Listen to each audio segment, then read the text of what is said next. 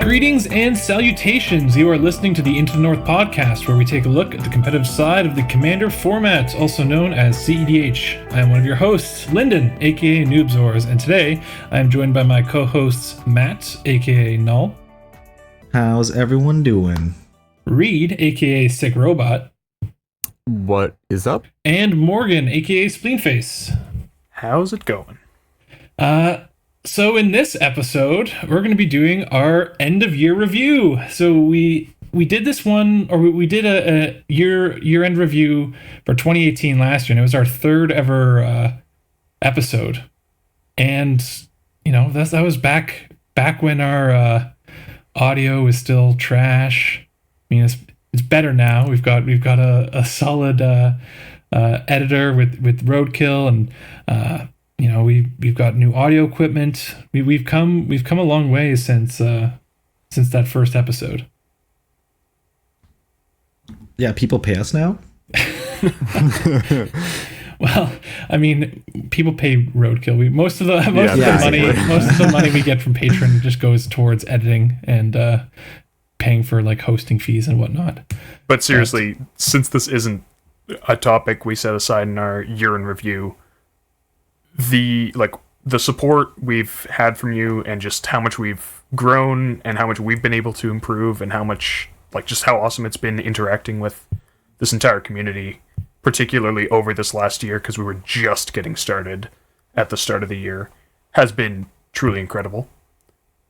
Yeah, I love going back and reading, like, you know, I don't always respond to every single comment people leave, but I definitely like read almost all of them. So like on Reddit, every time someone posts a link to the newest episode, you know, we hear back from people saying like, oh, you know, I just found the episode, I just found your show, or I'm loving the show. And like, dude, that's a massive ego boost right there. Yeah, that's why we do it. Yeah. Yeah. Oh yeah. But no, yeah, thank you so much for everyone who vocalizes your appreciation, and you know, even if you're just listening, you know, those it counts. We see the numbers of views and downloads we get on our stuff, and we've been growing throughout the entire year, and it's super awesome to see. So yeah, thanks. Yeah, it really does mean a lot. But yeah, so in this episode, like I said, we're going to be doing our end of year review for 2019. So we're going to be trying to cover sort of like the greatest hits and make this. We won't be going in depth into every single thing that happened, but we'll try to cover, you know, stuff that happened in the cEDH community in terms of like deck building and cards that were printed and whatnot. Yeah, try to make it as comprehensive as we can, and you know, go ahead and let us know in the comments how we messed up. but yeah, also slightly entertaining. Yeah. Before we get into any of that, what have you guys been up to since the last episode? Nothing much. That's a dirty lie. No. But wait, you guys were gone for our last episode. Wait, you guys Morgan did an episode went without to the us? airport. No, we would never do that. I'll take it from here, I guess. Yeah. There was So Morgan and I went to the standoff. airport and randomly picked New Zealand as a couple's vacation destination. But actually, we went to New Zealand to go to ExileCon. For any Path of Exile players, you're welcome. We have all. No, I'm just kidding. Anyways, yeah, it was a lot of fun. Yeah, New Zealand was pretty incredible. Just a absolutely beautiful country with tons of really cool stuff. And as Matt said, ExileCon was a pretty sweet convention. And yeah. Cool. So then, without further ado, let's jump into housekeeping, and then we can get into the actual topic. So, as is usual for our housekeeping section, we've got a bunch of new patrons to cover, and you know, we already did our spiel about you know, listener support and everything, but you know, it really is the patrons who are allowing us to, you know, not lose money by putting out this podcast. It really is a passion project. So, I mean, we were definitely losing money to begin with, but we're we're thankful we don't have to continuously lose money to Pay put money this out out. of pocket every Yeah. month.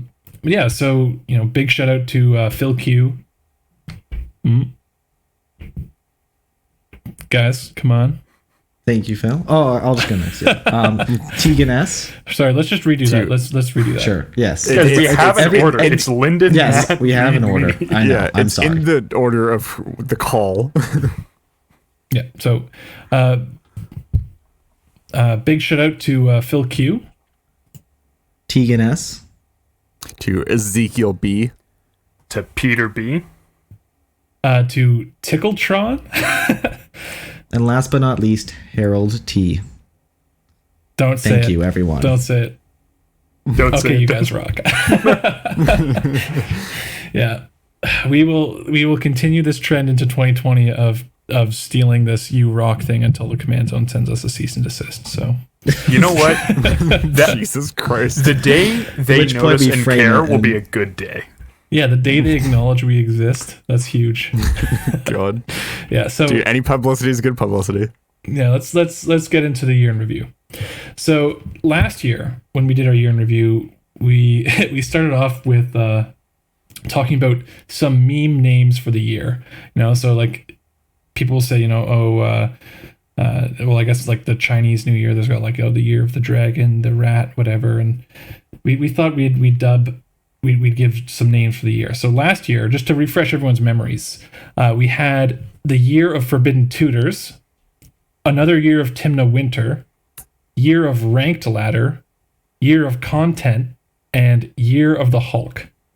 So that's what we had going on last year, and this year we have a few more than that. Well, before we move on there, I think some of these in particular, like year of content, last year was when all the content creators got their starts, but some of the stuff that cEDH content creators have been up to this year is pretty awesome. Like playing with power and the spike feeders and all the collaborations and recognition they've been getting, and talking with the rules committee. Just wanted to acknowledge all the content creators out there who put in a ton of work and put out some awesome stuff. Yeah, it's really just like picked up a ton, like even just like popularity wise. Oh yeah, like there's so much content. Like I don't even want to try to list everyone because there's just so many, and like we can talk about like there's cEDH content coming out like almost every day of the week. And we have Like 5 nights of streaming and Yeah, 5 nights of streaming, podcast episodes, video content, gameplay. Like there's so much content to digest. It's insane, and we're just, it's really an awesome time to be playing cEDH right now and to be part of this community. But yeah, let's talk about the meme names for this year. So I'll kick things off, and then we'll go in a turn order and just list them. But yeah, so we've got the first meme name is another year of Timna Winter, because not much It's has changed cold. on that front. It's cold and it's snowy out. We're starting to settle in. The trenches have been dug. Dude, They're being sometimes when I maintained. look in the mirror, I just see Timna for a split second. Just I don't know. Yeah, so with all of these, we can contextualize them a bit, but because we've got so many, we've got to go. We've got to be speedy. So Yeah. Next up, So now we've got year of not splitting the format, and I think we kind of know why this happened, but we'll slowly discover that throughout the rest of this podcast. well, who put this on here? Whose name was this? I did. That was you? Yeah. Okay. Yeah. Yeah. So yeah, there was some discussion in the community and like did something around a happen? particular event. Things I don't know happened. what you're talking about. Yeah, so we can maybe touch on that a bit more later on, but yeah, it has to do with a very specific rules change. Okay, next up, We have the year of the Sabertooth, or more accurately, the year of the return of the Sabertooth, I guess. and why is Teamer why- Sabertooth is seeing a lot more play outside of Mono Green and now. why is that, Reed? Why Well, is that's that? because there's a real good card that got printed this year. named Dockside Extortionist, which is there we not a are. bad one. Oh, Yeah. that one. Yeah. Next up, this is mine. I'll read this. Sorry, Morgan, for the snipe. Lab. This is Year of the Lab Man. Year of the Lab Man 2, Electric Boogaloo. And this is in reference to the printing of Jace, Wielder of Mysteries, which is, a second Lab Man, and that has we've definitely felt that impact on the meta since that printing. Next up, we've got a string of like 4, I think. Oh God, they're great. All right. So these are my pitches for Year of the Hulk 2. It's a sequel to the Year of the Hulk because it kept going and never really stopped. So these are just some rough outlines of names. Let me know if any of them strike a chord. We can put it on a marketing poster. Right, Year of the Hulk 2 Expanded Edition, Year of the Hulk 2 Uncut, Year of the Hulk 2 Revenge of the Slots, Year of the Hulk 2 How the Hell is Flash Still Legal? I like Revenge of the Slots. Yeah, Like if I we're like gonna make that. it, if we're gonna do a T-shirt or Yeah. or if we're gonna if we're gonna decorate a streetcar or something, I think Year of the Hulk 2 Revenge of the Slots. I'm a big fan of this next one.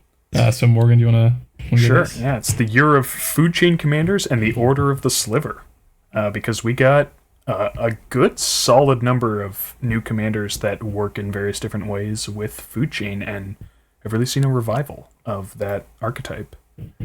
Tazri was And sort we of also falling kind of off just last got, yeah, absolutely. year, but it's I was gonna say that we also just kind of got the best dream food chain commander, to exist. You're talking about Soul, right? Because you can just pair her with. Yeah, No, no. Stop he's talking about talking things about- that are obscure. I'm talking about Omnath. Yeah, talking about Omnath.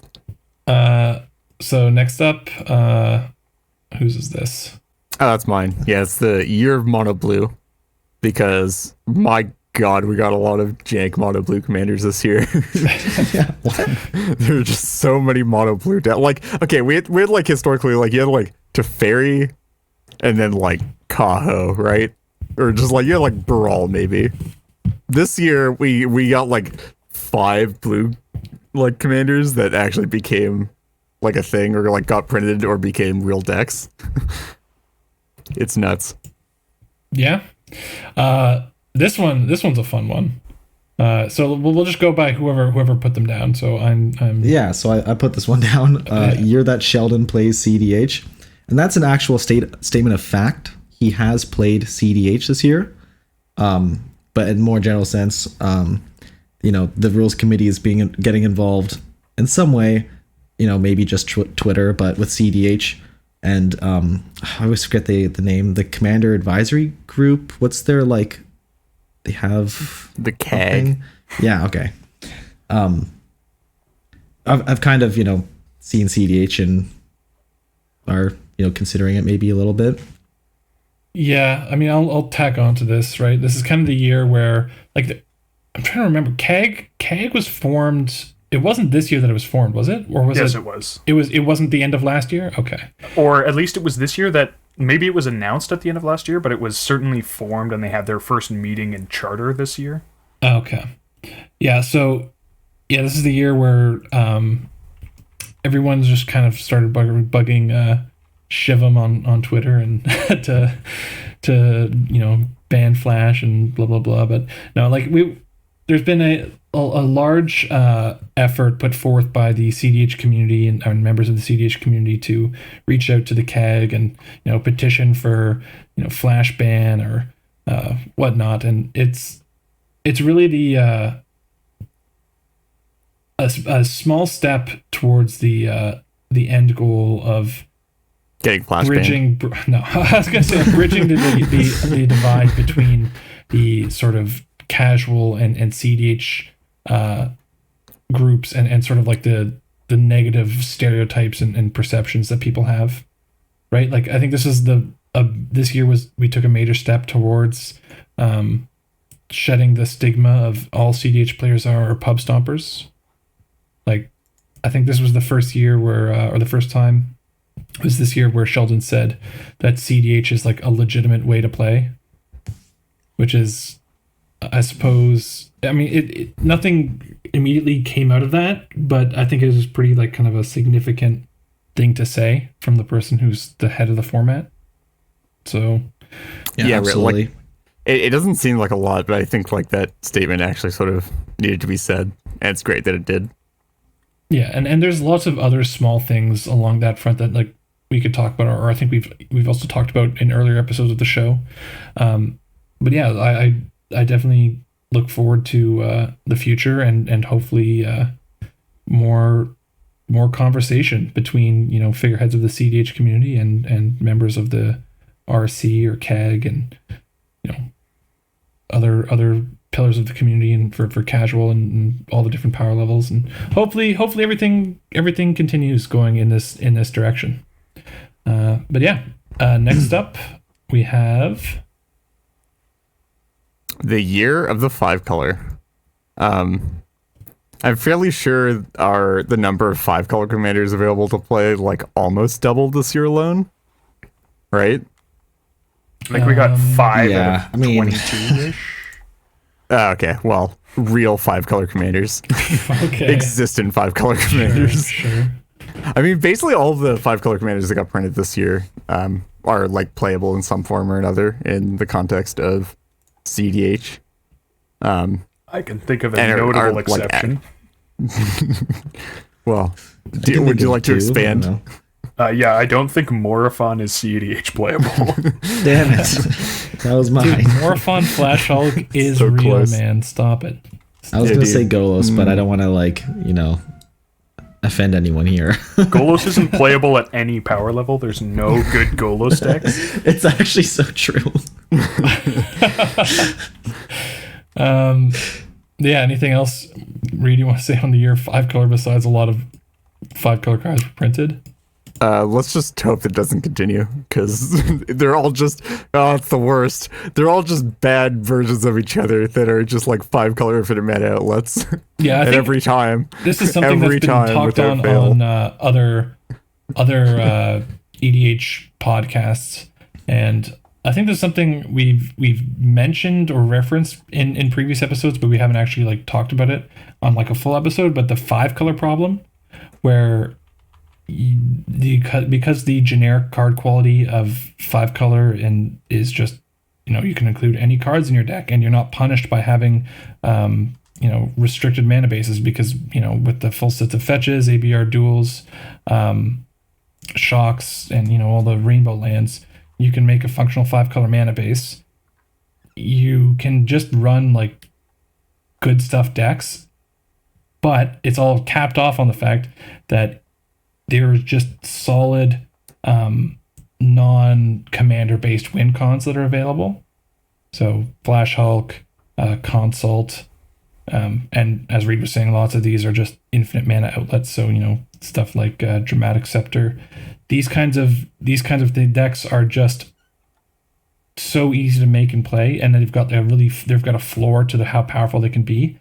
So it's only, I don't think there's much good that's going to come out of them continuing to print more, you know, busted 5-color commanders, or even the mediocre ones they're printing. They're really pushing the limits, I think. I think there's more to come out of, like, non-good stuff 5-color commanders. And as, like, a secondary point, I think this point in general is largely relevant, too, with 4-color commanders. Yeah. But, yeah. Okay, and the final one, and this is mine, and it is the year of the Rhystic Study. And the reason I have this is because, I mean, Rhystic Study is a card that was seen play last year and obviously years before that. But this is a year that, for whatever reason, people have kind of like clued in that this card isn't just for, you know, very niche, grindy decks. As the meta has transitioned towards more mid-range and grindy strategies, people are finding that Rhystic Study is turning out to be a decent card, and it's getting included in a lot more places than it was in the past. So I did name it the year of the Rhystic Study, but, you know, you could just as well call this the year of mid-range or grindy value or whatever. And yeah, that puts an end to all of our meme names of the year. I look forward to seeing what they're going to be next year. You know, compared to last year, we've got so many more, and they're much more interesting in my opinion. So we'll probably see some crazy new names for next year. Yeah, so we've got our next segment, I suppose, when that's decks that are enabled by new cards, or just new decks. And so those are going to be like the commander was printed this year, and they're all decks that are cEDH viable. So we can we're going to hammer off the list real quick because we do not have enough time to talk about each and every one of these decks in depth, even mildly in depth. There's just not enough time because there is a lot, and this is something that we could talk so about. Many. I mean, honestly, I'm going to retroactively add on something to the year meme names, and this is the year of good cards being printed because we had so many crazy sets just adding playables and new commanders. And you look back we were looking over the show notes that we did for last year's year in review, and there is just so much more that we were trying to fit into this episode.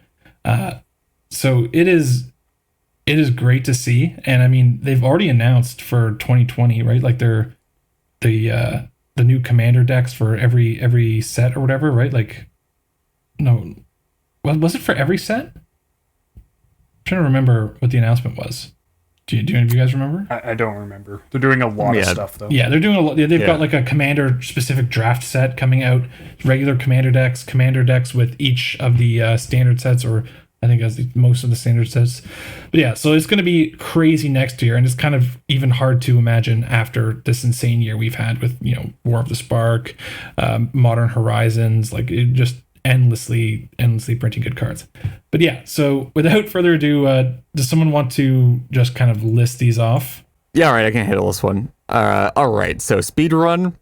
Commanders printed this year. We got Fibblethip, we got Kenrith, we got Golos, we got 5-color Sisay, we got Niv Mizzet Perrin, we got the First Sliver, we got Corvold, we got Anjay, God Eternal Kefnet, Kikar, Elsha, we got Crick, Vanifar, Hullen, Atla Palani, Yarok, Urza, and Yawgmoth. We got them all. So yeah, these are That's not even all of them. we even omitted stuff like that are not really like lists that people have made for like the database and stuff like that. So like Emery was one that was like briefly considered, but like not even included.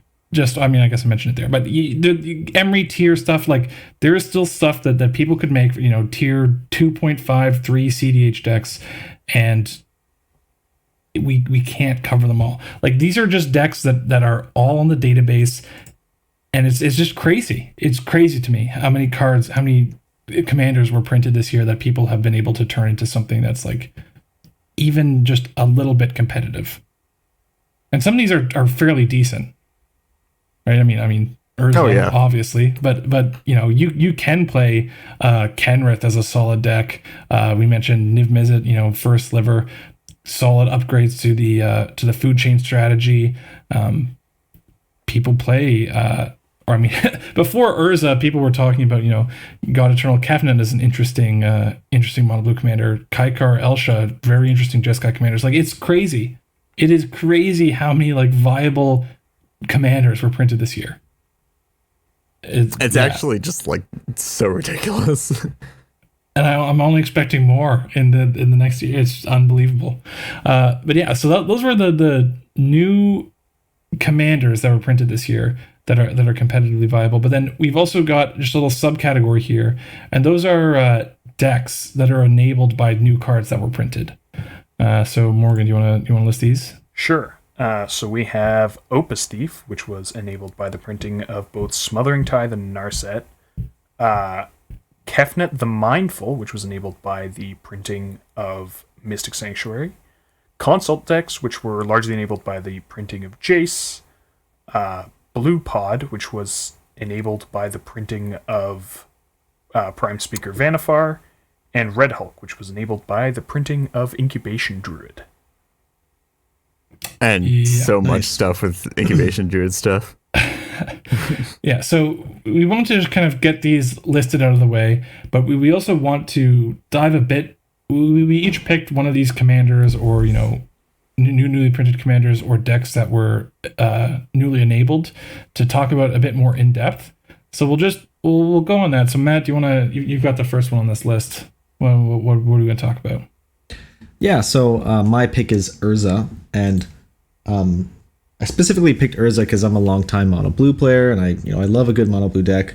But what sets Urza apart from the rest of the decks is it kind of solves the eternal problem, which is blocking and just kind of dying to combat damage in blue, and also having like consistent value and great synergy.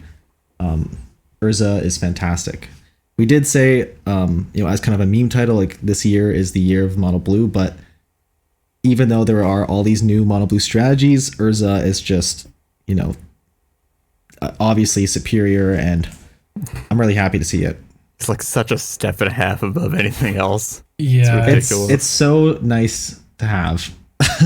Dude, a lot of people thought Urza would be broken, and like, I'm sure there was a thread on Reddit that was like, is Urza going to get banned or something, if I remember correctly.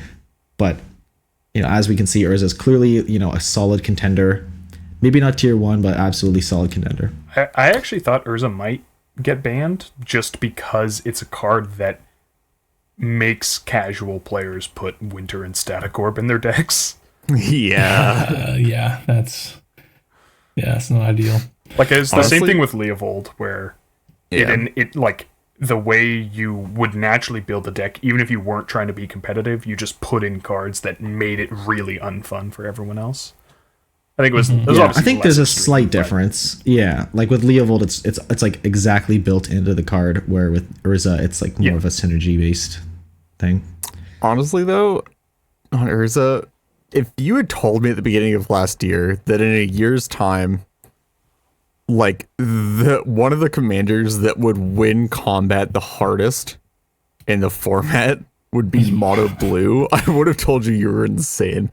Yeah, and what if I told you that this mono blue deck that's an artifact deck is not going to lose to Null Rod? I absolutely had proof. I had it written down for years that they would print. No, I'm just kidding. I'm actually blown away. Yeah, it's insane. God. Insane. Yeah, Urza really, steps up the threshold for what constitutes a really good, monocolor commander. Going to be hard for them to power creep beyond that, honestly. Go to they less will. for what could be. Don't even. They will. Oh god, yeah. Please don't. Like, just don't. They have 72 chances in a single set to mess something up this hard. I'm not gonna. Like Urza is like honestly the perfect cEDH card, except for the fact that its ability can't be used to kind of generate. It's not like a Thrasios, right? You can't just use it to like Can't maintain. draw, right? Man, if only it could bypass timing restrictions. Wow, why can't Urza be an even better card than it already is? Yeah, it's so insane. But yeah, so that's Urza. Morgan, you're up next. Yeah, so my pick was Opus Thief, and as I mentioned earlier, it was enabled largely by the printing first of Smothering Tithe and then of Narset. But it's just like a really interesting way of approaching a deck where instead of either a few sort of separate combos or having a primary plan and a backup plan, it has like a set of A's and a set of B's in its A plus B combo, where you can kind of just combine any two of them. So you have like your 4 or 5 wheel effects and your 4 or 5 payoffs. And with the exception of Waste Not, which doesn't pay off on all the wheels, you can just combine any two to have a really beneficial and possibly game-ending effect, depending on, the conditions you're looking at. And it's also, I think, it's now like potentially well-placed to fight decks that are looking to just sit back and draw cards and develop on the board. And Smothering Tithe is a sweet card, and so is Narset, and wheels are just a lot of fun. And Mnemonic Betrayal, which was printed at the end of last year, but that's just a card that's really fun to use, and like, I definitely it wins the game a lot, like almost all the time, but But sometimes you just I mean, obviously people don't play it when it's bad, but it's a pretty sweet card. yes. It's kind of interesting if you think about like Opus Thief. I mean, the deck itself is kind of a fusion between decks that have existed in the past, but it's got enough, it's a critical mass of cards enabled to enable this particular strategy, with this set of colors and these particular cards. So like what I mean is that, the kind of more controlly, slow, grindy decks that have very similar cards in the core have existed in the past. But, obviously like a Leovold Wheels deck was definitely a thing when Leovold was around. And it's kind of interesting to see that a deck, rise back, from the ashes and, represent that wheels strategy, that dedicated wheel strategy again.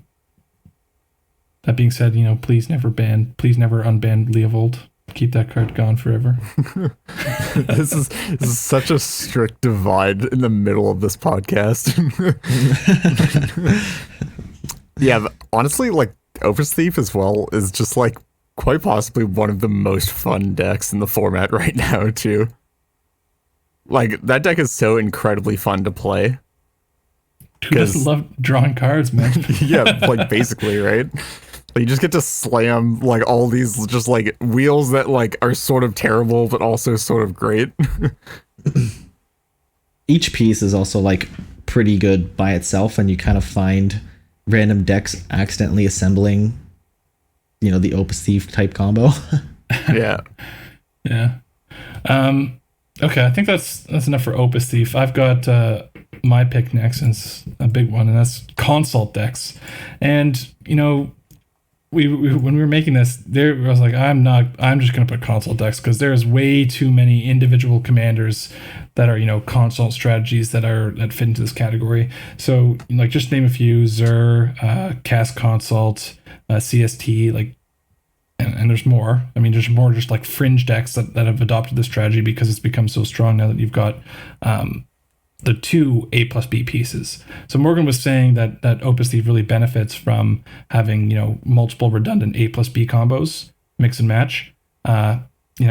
Consult really is showing that, having that second piece adds a layer of consistency and redundancy that just makes you a bit more resilient. Not to mention that Jace is also just, sick because you don't need a draw card effect. You just Jace, consult, tick up.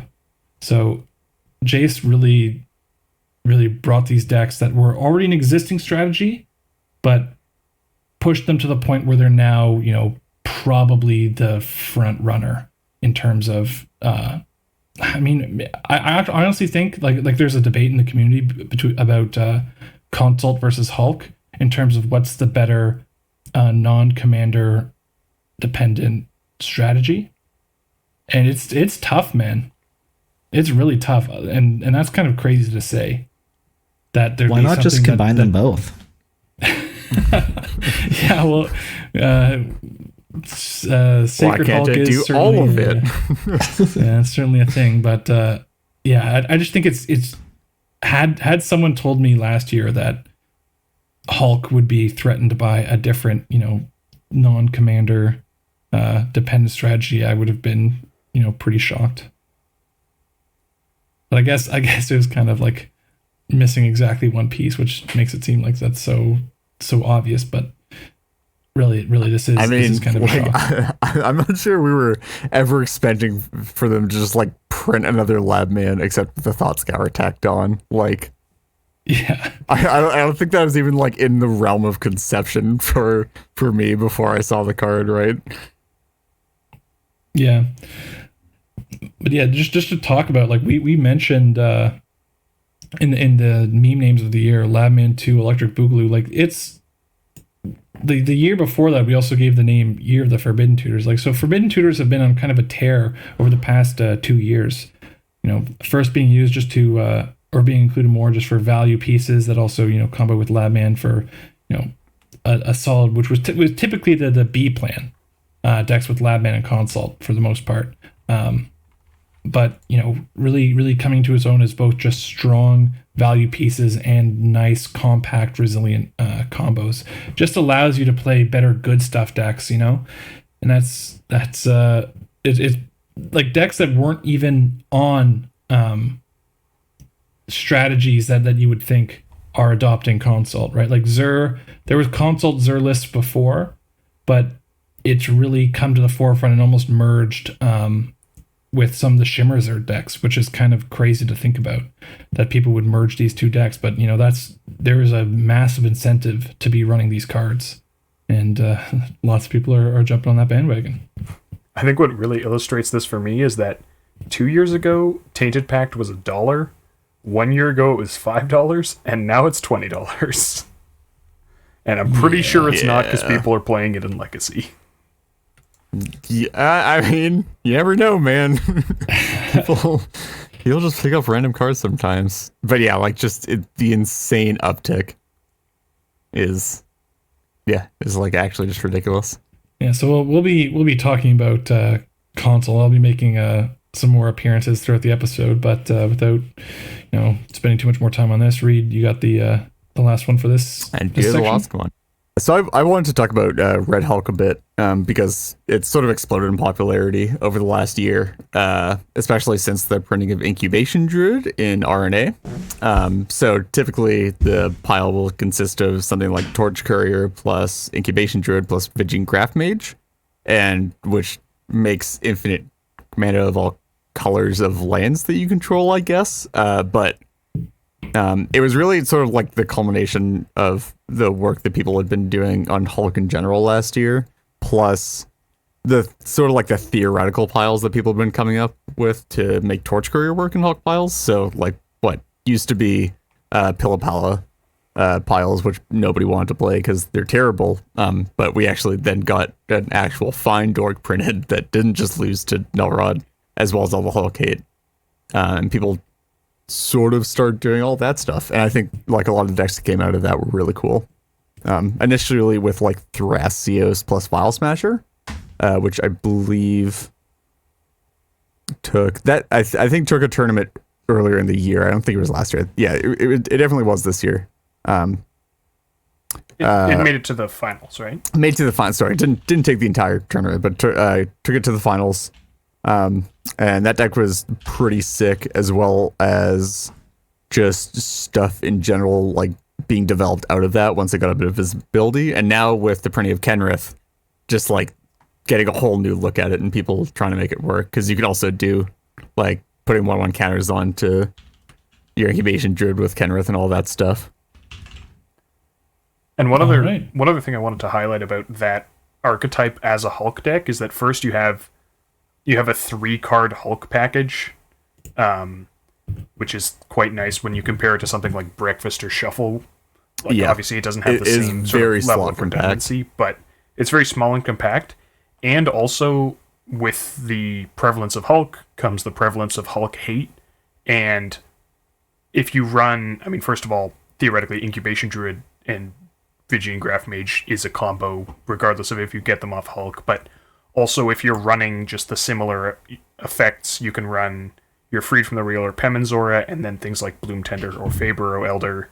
And then you do actually have a plan that doesn't just fold to Rest in Peace or Grafdigger's Cage. And particularly Kenrith is very good at enabling that because he can give those pieces haste, so you don't have to have them sit and play.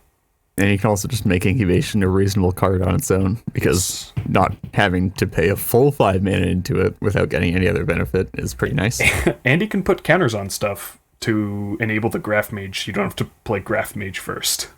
Yes, which is a big one. So manual assembly is actually like almost reasonable. I mean, kind of still 5 mana, but it's more reasonable than it would be otherwise. Yeah, and then you've also got Training Grounds and Biomancer's Familiar in play, so like that all just costs 1 mana.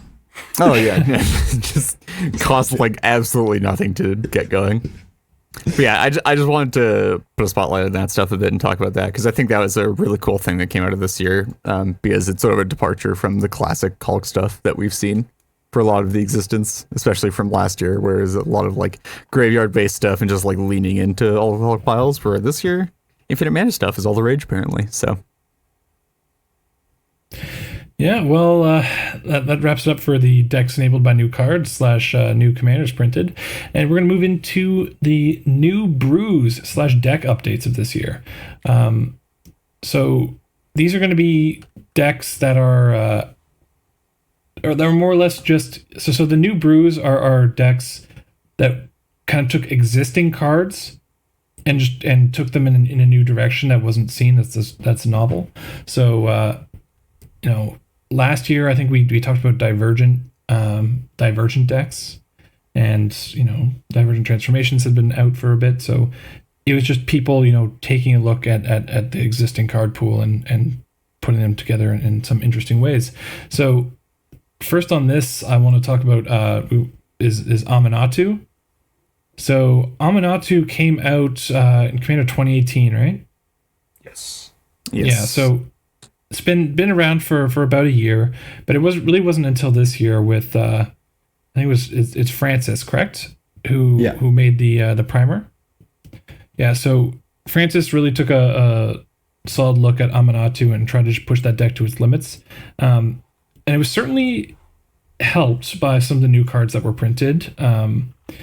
Namely, you've got the Witchclaw Talisman, Mystic Sanctuary, solid cards to flicker. But the core strategy of like an Esper control deck with like good flicker synergies is something that was out there beforehand, but just needed a little bit of love, I suppose. Well, you also got Spark Double. Oh, yeah, that's true. Yeah, so Aminatou, solid bit of life got breathed into that deck. We've also got First Sliver on here, which is kind of like a deck update, but it's also kind of fits into the last category we talked about. So we'll talk about this one a bit in a later category. But yeah, so do you guys want to cover the next few? Sure. I'll take this one. So the next one we have is Sigil Tracer. We saw the Sigil Hulk brew, which is where you Hulk and you get Sigil Tracer and Spellseeker to find Dramatic Reversal, and then that gives you your 2 wizards to repeatedly copy the Dramatic Reversal, and obviously that layers well if you're playing a Scepter Thrasios deck already. And then it's found a home in a few other decks, particularly decks where you're looking to grind, often with Thrasios, because Thrasios is also a wizard. It can just kind of sit in play and slowly generate value, like just copy tutors, copy removal, copy counter spells. Like, literally, my joking description of this card is if it lives a turn cycle, it says at the beginning of your upkeep, you get an emblem with 45 minutes later, you win the game. Yeah. Like, if it stays around for long enough, eventually it will decide games. And like, if you look at the other options, none of them tend to copy all spells. They tend to copy your spells, which is like such a crucial difference.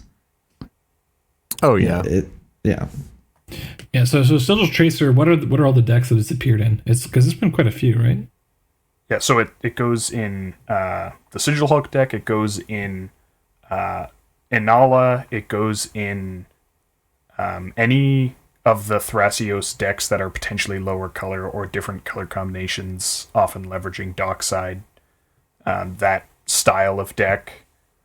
You could theoretically put it in Kess, although I'm not sure how great that is. Yeah. I mean, wizards all day. Let's go. Yeah, Sigil Tracer, definitely a cool piece of tech that got dragged out of the rough. Dragged out of the depths of jank from Scryfall. Yeah. Dude, every now and then, you just gotta go on Scryfall and look at every single Magic card ever printed. I mean, yeah, dude. Not gonna lie, I don't do every single Magic card ever printed, but I've definitely looked through, I've done searches that return 600 results and just been like, I'm just gonna go through all these. Yep, I've definitely done the same. Start sifting. I think I did every land. I think I've done every land a couple times. There's definitely something to be said for thinking about a deck that you want to play and being like, what card could make this playable, and then just searching Oracle text that would sort of fit that and try to look through Scryfall. Yeah. So next up, who's going to cover this one? Reed, how about you? Sounds good. Yeah. So Metapod was a thing this year. Got made this year. Good job. Good shit. But Blood Pod was already a thing. That's been around for a while. It was already a thing, except it never really adapted to the decks that came out that sort of shit all over what Blood Pod was all about. So Turns out Metapod. dunking on Zur isn't that great in 2019. God. Yeah, it turns out that like just putting a Trinisphere into play isn't actually that good when it just taxes the flash one more mana and protects them from packs and Force of Wills. Metapod, for those of you who don't know, the effort at updating Bloodpod to fit more to the needs of stacks in the current year, was really sort of like maybe not enabled by new stuff. I mean, it definitely got upgrades, right? Like you got Deafening Silence, which is a great one. It got Collector Roof, which is a pretty huge one. But really just like took inspiration and saw new cards coming out and just readapted it, made it work. Yeah. Also, the Splinter Twin Goblin Sharpshooter line was really slick. I'm a fan of that. Super spicy. Cool. Matt, you wanna get this next one?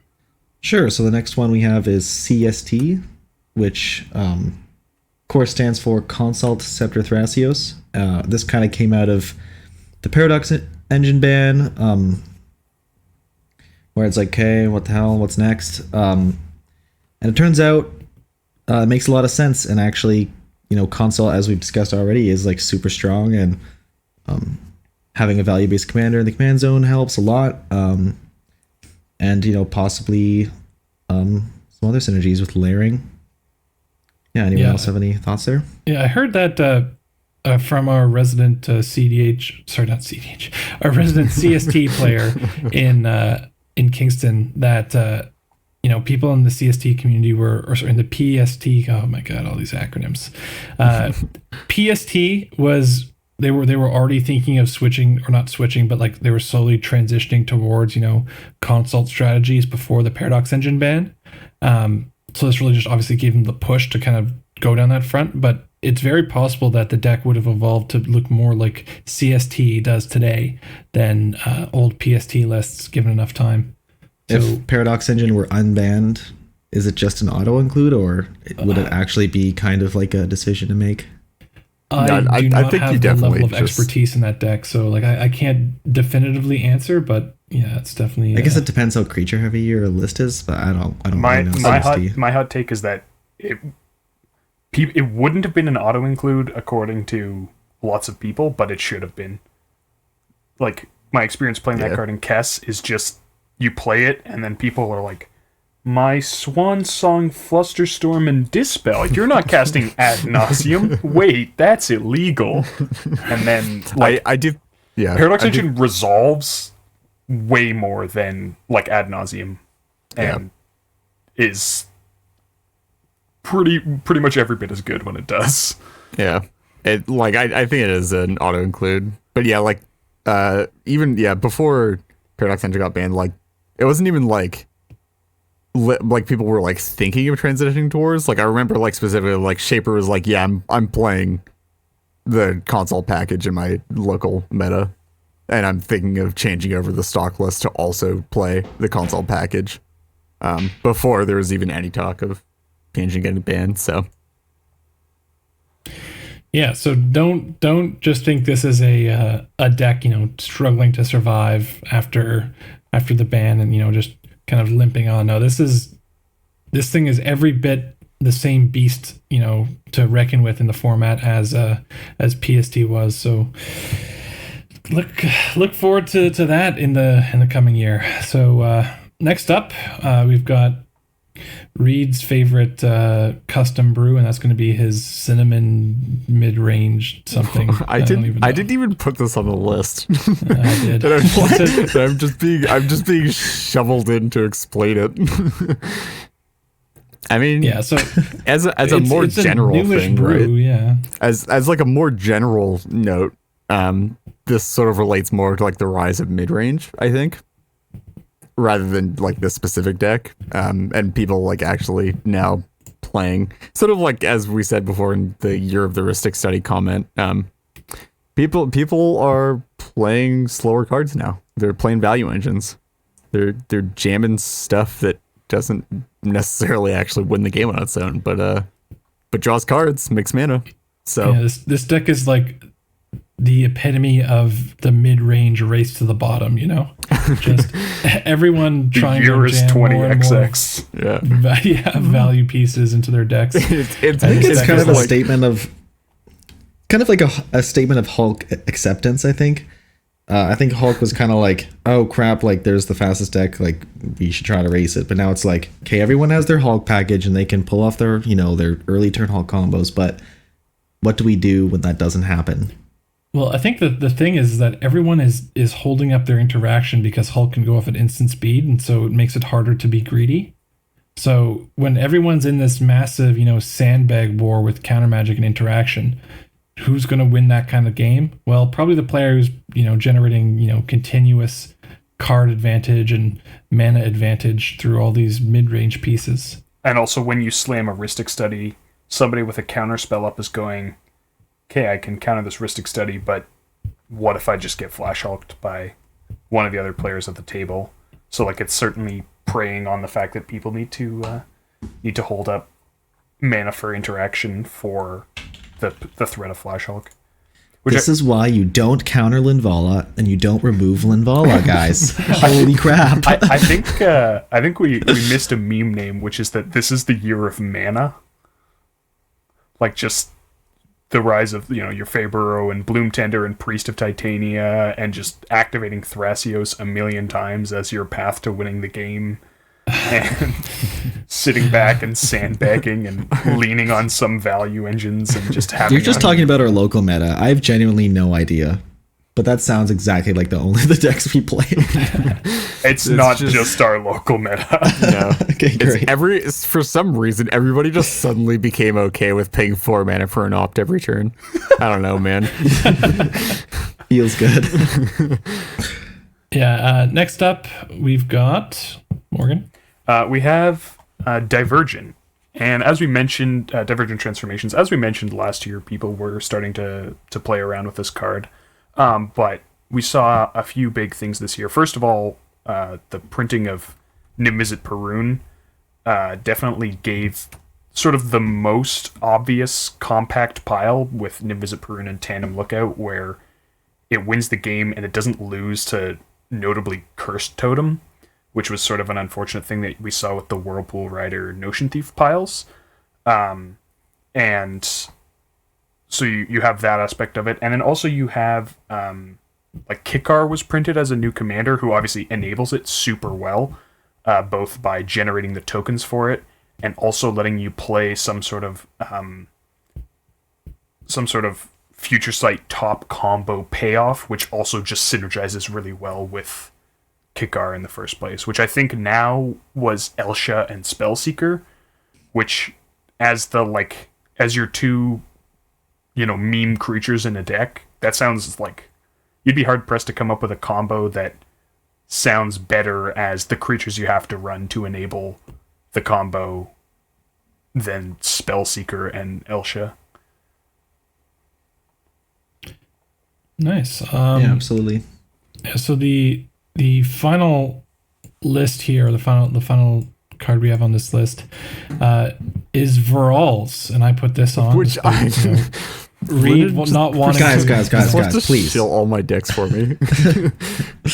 Yeah, so this actually Viral's appeared on our list last year, and that was due to things like Mausoleum of Secrets or some additional tutors that were printed. But this year, it's because of the brand spanking new Lesser Masticore. So Viral, we can kind of spin this into a larger conversation about even more Hulk piles, the year of the Hulk 2, blah blah blah. Like, isn't Viral's the deck that's like least benefits from that? Because it already had a sack outlet consistently. No, actually, excuse you. This is actually this is actually a pretty big deal. Because even without having to multi-Hulk, you can first pile just get Sylvan Safekeeper, which is like sort of nuts. I guess. Yeah. Oh, I mean, Rawls doesn't have 4 mana draw card on it, right? I never noticed. Yeah. Somehow I in all definitely don't these feel the years lack of playing card it- draw and card advantage in that deck at all. No, you just kill them before it matters.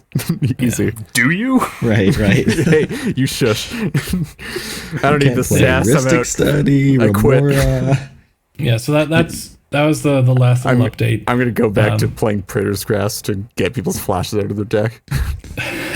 Dude, you've got all the value options like Runic Armasaur and Compost. and ad nauseum. Sure, okay, fine. What more could you possibly need? But yeah, so as Rawls, I mean, the Hulk piles that it made, they just tend to be better Hulk piles, so it's not, super common that you're going to see Better lesser mass commanders, piles. and better color combinations. And better... No, I'm saying like in a standard TNT Hulk list, you're not going to see lesser master core that often, just because there tend to be better piles. But yeah, that's about it for this section. So moving on, we've got a brief section in terms of content, but I mean we could talk about the implications of this section for a while, and we've already covered it a bit. And that's going to be rule changes, because there were some rule changes this year.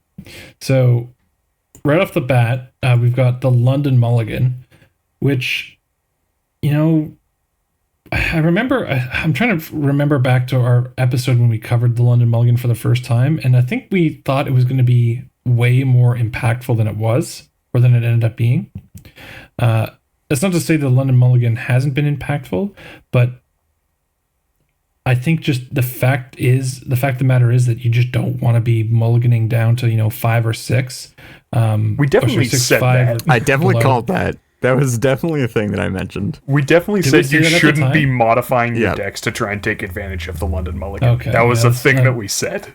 This is my Alzheimer's, kicking in already. Old man But- London. Yeah, no, it's yeah, so that's definitely true, but I seem to remember there being lots of hype at the time about the London Mulligan, and people saying that oh, this is just Hulk didn't need any more help and blah blah blah. It's gonna, oh god, this is gonna be so awful. Like from my experience, it just eliminates the amount of non-games. So as someone who didn't really play Hulk before the London Mulligan, I've recently started playing various Hulk decks, and I noticed that I seem to take advantage of the London Mulligan in a way that I didn't when I was playing non-Hulk decks. I don't think this is like a massive impact that warps, the performance numbers to a point that it would be sort of noticeable without really looking for it. But it certainly seems like when I am forced to mulligan in Hulk, I oftentimes feel pretty good, where I would imagine not having the London Mulligan would have felt pretty bad. Yeah, it's really it improves the quality of your forced mulligans, I'd say, more than encouraging you to mulligan more. I don't think I mulligan more aggressively. I just feel less punished for having to mulligan. So basically agreeing with what you're saying. Because beforehand, you mull a 6, you mull a 6 and then also get a piece stuck in your hand, and that just feels like absolute garbage. Whereas now it's I mull a 6, I draw 7 cards, there's a piece in there, I throw it back, I now have 6 good cards. Yeah, I guess so it is, what it is doing is it is eliminating or reducing the amount of non-games, but I think that those non-games were actually an important and fair drawback to Hulk decks that were partially eliminated or reduced. And obviously it sucks, you don't want non-games, but when you play a strategy like that, that is supposed to be one of the risks you accept. It's the same thing with a deck like Neo Brand in Modern. Sometimes you just draw the wrong pieces and your deck does nothing. Yeah. And then we went, no, let's make sure that doesn't happen anymore. Yeah. And so the next, and this is certainly the most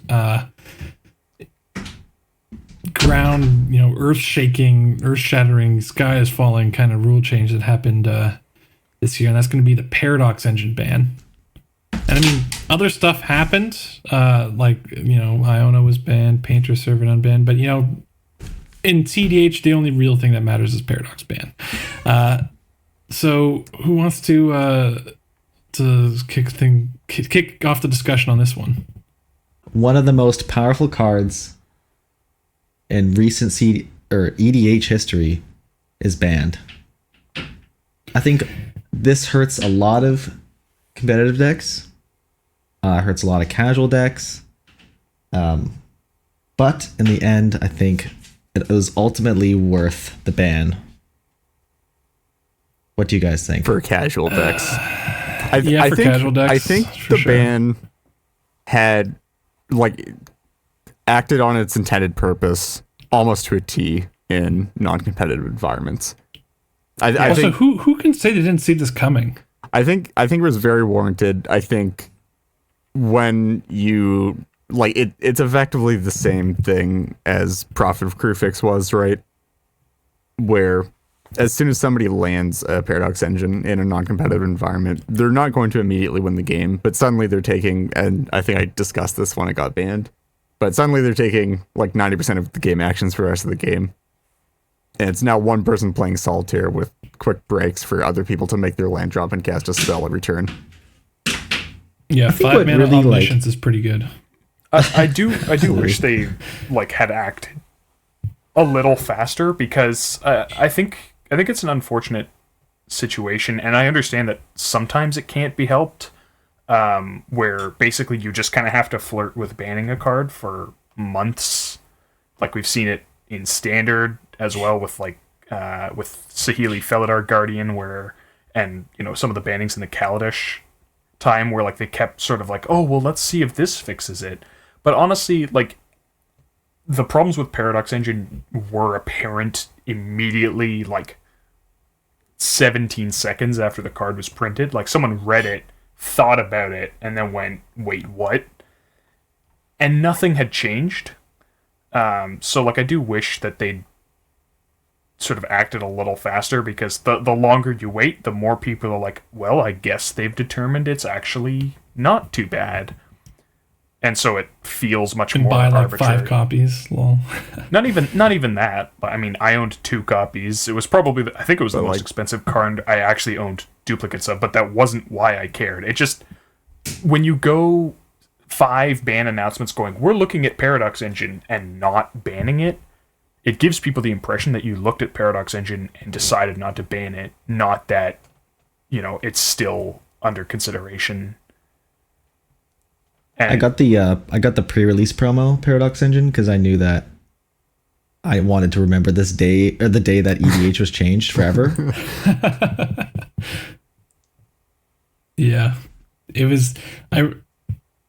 People knew at that time that this card was insane, and that it was, people were expecting it to be banned for a long time. So I mean, yeah, that kind of feeds into what Morgan was saying, but also the RC has definitely established a pattern of not being reactionary. They're not like WotC, where they've got tournament formats to maintain, and this kind of level of competitive play is not something they're trying to balance for. So they want to avoid unfun scenarios, but they also don't want to be too hasty in their decisions. They don't want to ban something prematurely. So I can respect them for that, and they've definitely followed that sort of pattern in the past. So I mean, I can see where you're coming from, but at the same time, I think that the info was out there. I think that there's a line between not being too hasty with your ban decisions, which I totally understand, and 2.5 years of letting the card live. Yeah. That, it's certainly not... I'm not saying they should have banned it, 3 months after it came out, but a year in, everyone knew what the card did, and nothing that I can see changed between a year into Paradox Engine and the next 18 months that should realistically have made a difference. Yeah, so there's a bit more to talk about in terms of Paradox Engine ban, and that's kind of the broader impact it had on the cEDH community and everyone's reaction to the Paradox Engine ban. So we kind of alluded to this in our meme names, where what was it called? The year of not splitting the format. So there was a whole lot of drama on like the cEDH subreddit and surrounding the Paradox Engine ban and Discords. Yeah, everywhere. But for me, like I was mostly following the subreddit and Discord. I don't know what's going on on the Facebook groups, but yeah, there was a ton of drama. People wanting to create separate ban lists. In fact, members of the CAG and RC were kind of saying like, why don't you just go make your own ban list? People in the community being like very split on whether or not they wanted separate ban lists, and kind of respected figures of, or like figureheads of the cEDH community kind of coming down and saying like, nah, this is not going to happen, we're not going to split the format, kind of. I guess there was like a post, I'm trying to remember this, there was like a post on like the response to the Paradox Engine. Oh no, this was the response to people's outrage calling for a separate format posted by the mods, and then got like furthered the divide a bit, and like, yeah, there was chaos, but things have really settled down, so that's nice. Not too much turmoil right now. Yeah. Yeah. And I think, although I do think one productive thing that came out of that as well was that in the discussions that were had with the CAG, particularly in the wake of that of the banning and the discussions around splitting the formats, I think that it did provide an opportunity for members of the community to make sort of the very clear, fully laid out case of why it's not really fair for the RC or the CAG to just sort of say, well, go make your own format.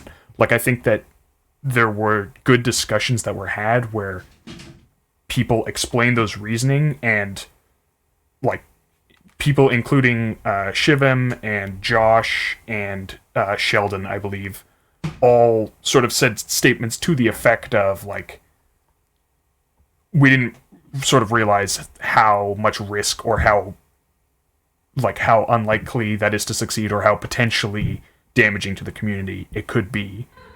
And so, we don't think it's just a throwaway suggestion that we can make fairly. Yeah.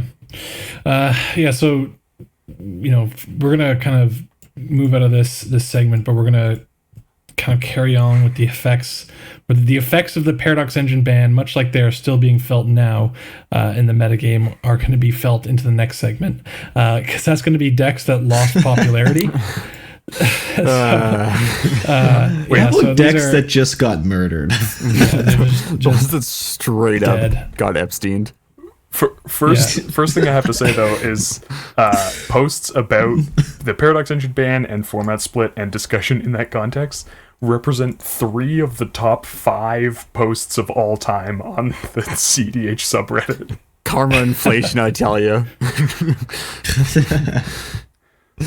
Yeah, well, people cared a lot, but yeah. So the decks that lost popularity, we're not going to be mentioning decks that were already dead as of last year. So this is the same sort of thing we're doing as we did last year, where we're not going to touch the stuff that we did last year. So first off, we've got a kind of a runner of just 4 decks, and that's going to be Sisse, Arkham, Joyra, and PST.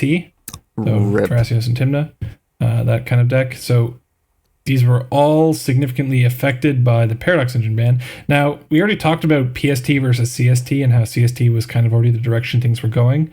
But, I mean, obviously, you can't have a deck still exist where part of the acronym is the P for Paradox Engine. There was never really a PCST PCSD. Yeah. People played it. There was a PTSD deck. Yeah. Oh, yeah. Also, I was- guess yeah. I suppose UPS should also be on this list, Hey, which is name didn't change. Urza Same Paradox name. Scepter. Same name. Yeah, Same they- acronym. Doesn't matter.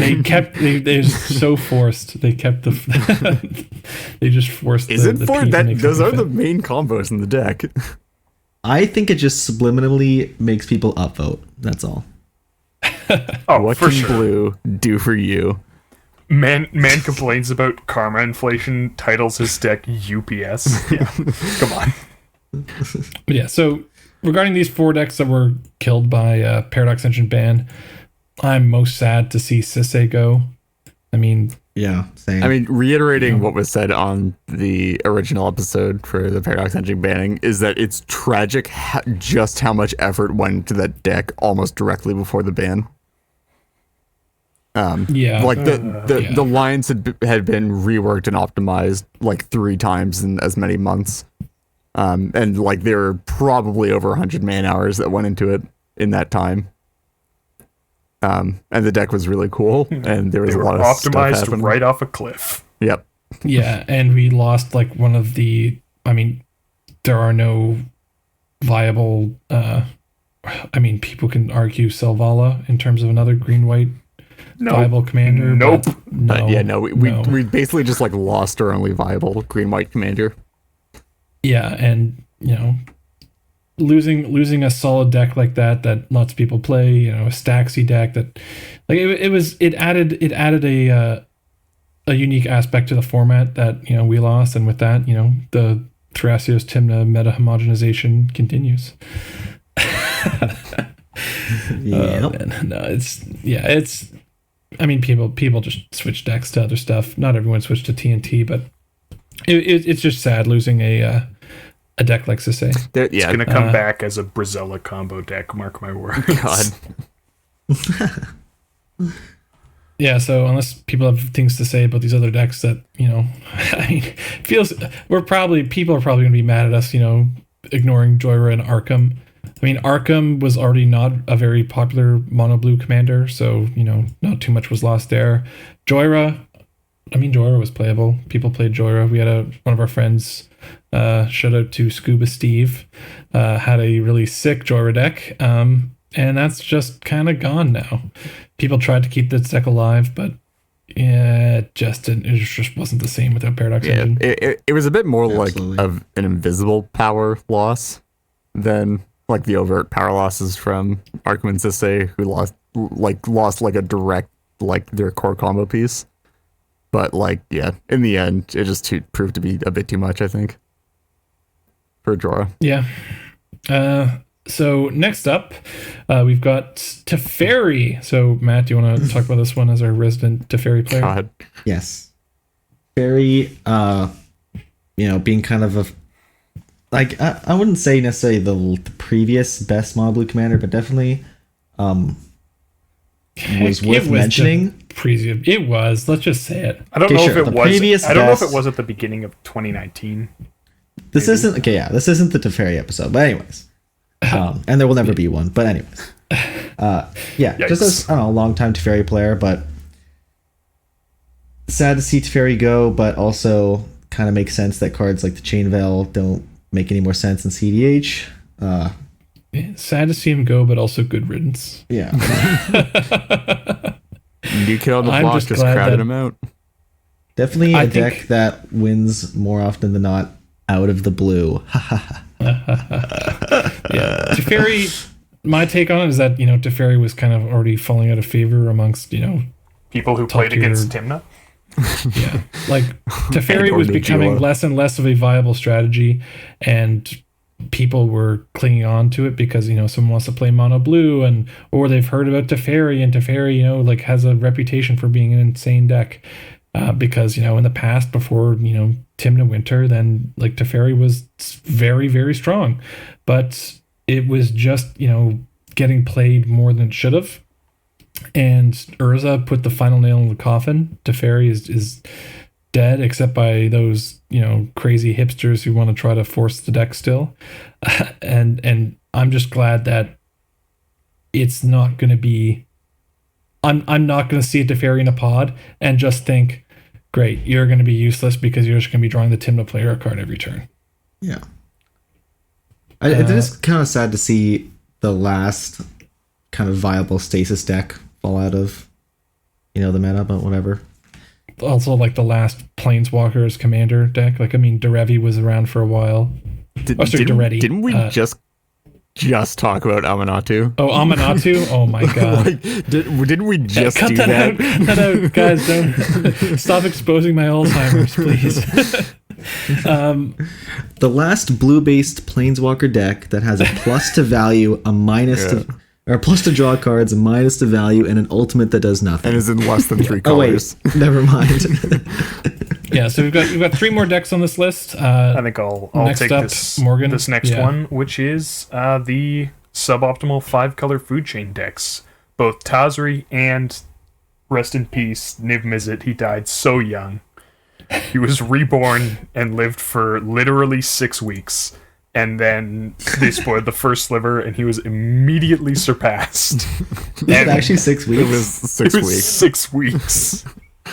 So Niv Mizzet, Tazri was obviously the premier 5-color food chain commander for a couple years, but was definitely falling out of favor a little bit throughout 2018. And then food chain sort of got a bit of a revitalization when Niv was spoiled, because it just had a much more useful value case, and your win cons were like a little bit less bad. And then we went like, wow, who thought we'd get an upgrade to food chain? And then 6 weeks later, it's like, and the perfect food chain commander. Okay, it lets you cast spells from your library for free. Huh. So I guess the only thing that would be a better outlet would be something that actually just dealt damage itself, or like Omnath in 5 color. killed your opponents in 5 color. Yeah. So those are both ones that were supplanted by the first sliver. Okay, Reed, what do we got next? All right. You putting this on me? All right, fine. I'll say it. Oh, comment on it, yeah. You just have to read the text. All right, I'll read the text. It says Yisan. Yes. Okay. Oh. Wow, Reed, how could you say something so controversial? Are you trying to get all of our listeners to hate you? Yeah, it sort of sucks. I mean, Yisan's been seeing like a steady decline over the past few years at this point. He sort of initially started losing popularity, I think, when Selvala became a thing, however many years ago that was. And then I don't think he ever really recovered from the drop in popularity after that, after people started switching over. He and never reached testing the it out. same heights, but he's always been a popular commander. Yeah, and then I think over the past year or so, as it got more and more ingrained in the overall cEDH zeitgeist, that Flash Hulk is a thing that you actually have to deal with and you can't just ignore. I think that people have actually finally sort of begun to realize that, hey, maybe I can't actually play Yisan. Maybe this isn't actually the best idea. One of the biggest things is that people have been seeing the results that Yisan has been posting in terms of are people taking Yisan to the cEDH tournaments when they happen? No. Are people being successful with Yisan on ranked ladders? No. In fact, it's performing very poorly on ranked ladders. So people are seeing the numbers for Yisan, and it's not very impressive. It gets recommended as a budget deck, which power to it. It's definitely a very solid budget option, but it has a very, very specific meta it needs to prey on, and that is just not the meta that exists right now. And it's hard to envision going back to a meta where ESN is one of the top decks. Yeah. Hey, it's on the Nexus ranked ladder. It's a solid 7 wins and 51 losses. That seems pretty good. Now, okay. Yisan needs multiple low CMC meta hate creatures that are also resilient. that are also to work. It needs to not die and also be unable to play Hulk Hate. And also, okay, so I think the Yisan numbers are deflated because it was often recommended to new players because it was cheap, and people sort of thought of it as easy, like, oh, just learn the lines and then play the deck, but it's actually not. Like, playing any sort of Staxy deck sort of requires knowledge of what your opponents are doing that new Especially players because often didn't have. it's actually like it's Staxy, but it like one of the core also tenets. Well, reactive one of the and- core yeah. tenets of play is an instant speed reactive deck that is Staxy and slow.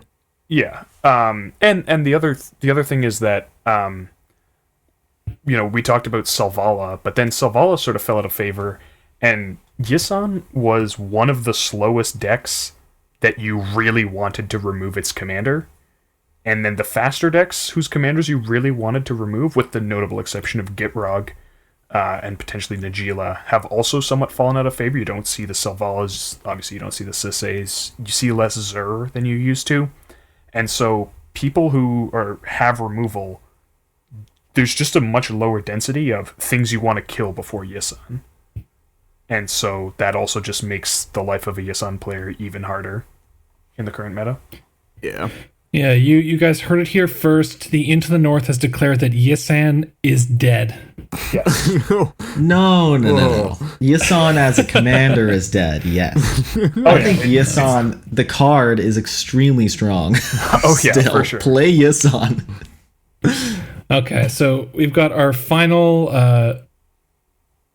decks that have lost popularity, and that's Scepter Storm decks. I think, Morgan, you wrote this down, right? This one was mine. I just wanted to highlight, I mean, I still play Kess Storm, but I was thinking of decks that, I mean, some of them would have played Paradox Engine or it would have been optional, but just decks that played Scepter, played Ad Nauseam, your Kess Storms, your Zur, the builds of Zur with Scepter in it.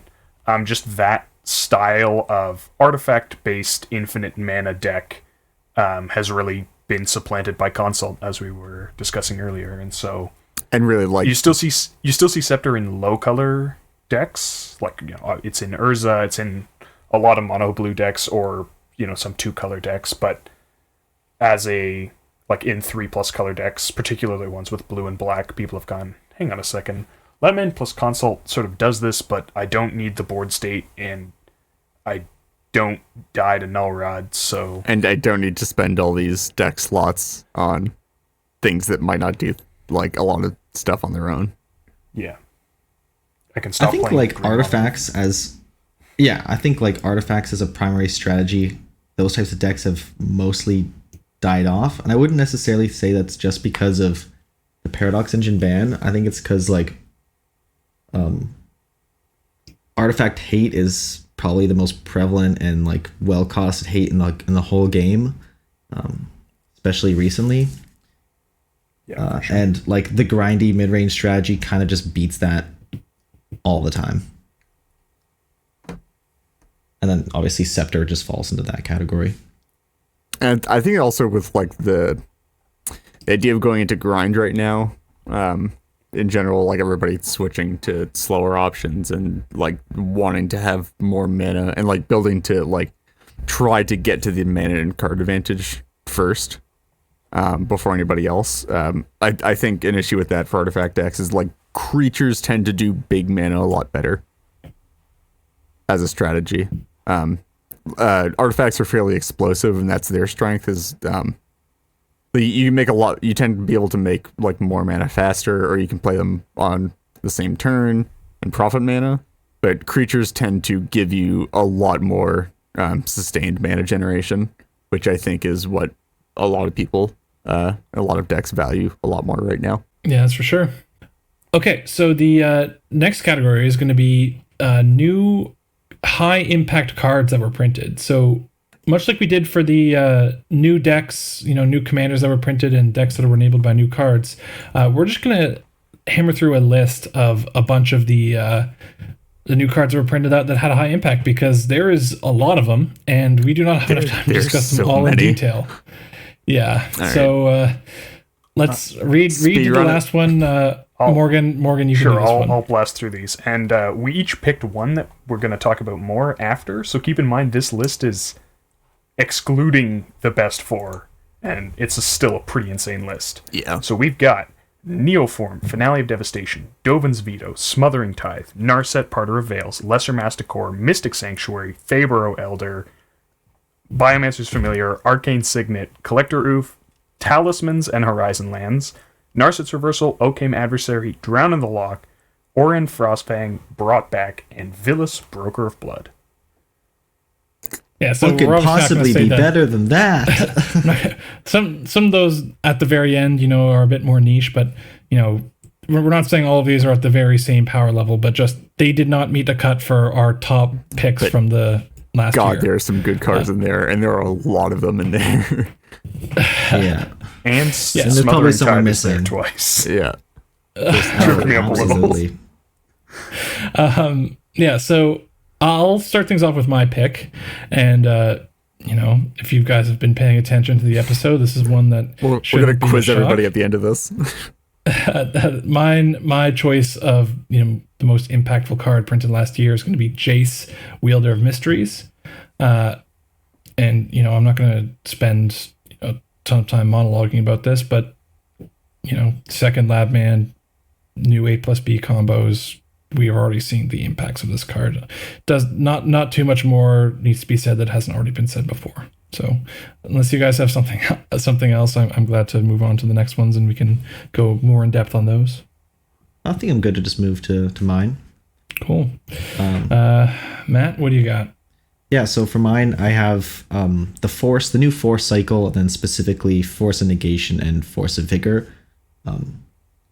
I actually think out of the two, Force of Vigor is the stronger card, but absolutely, you never expect another free counter spell, and you definitely don't expect free removal. So really happy to see these, and they've had a huge impact.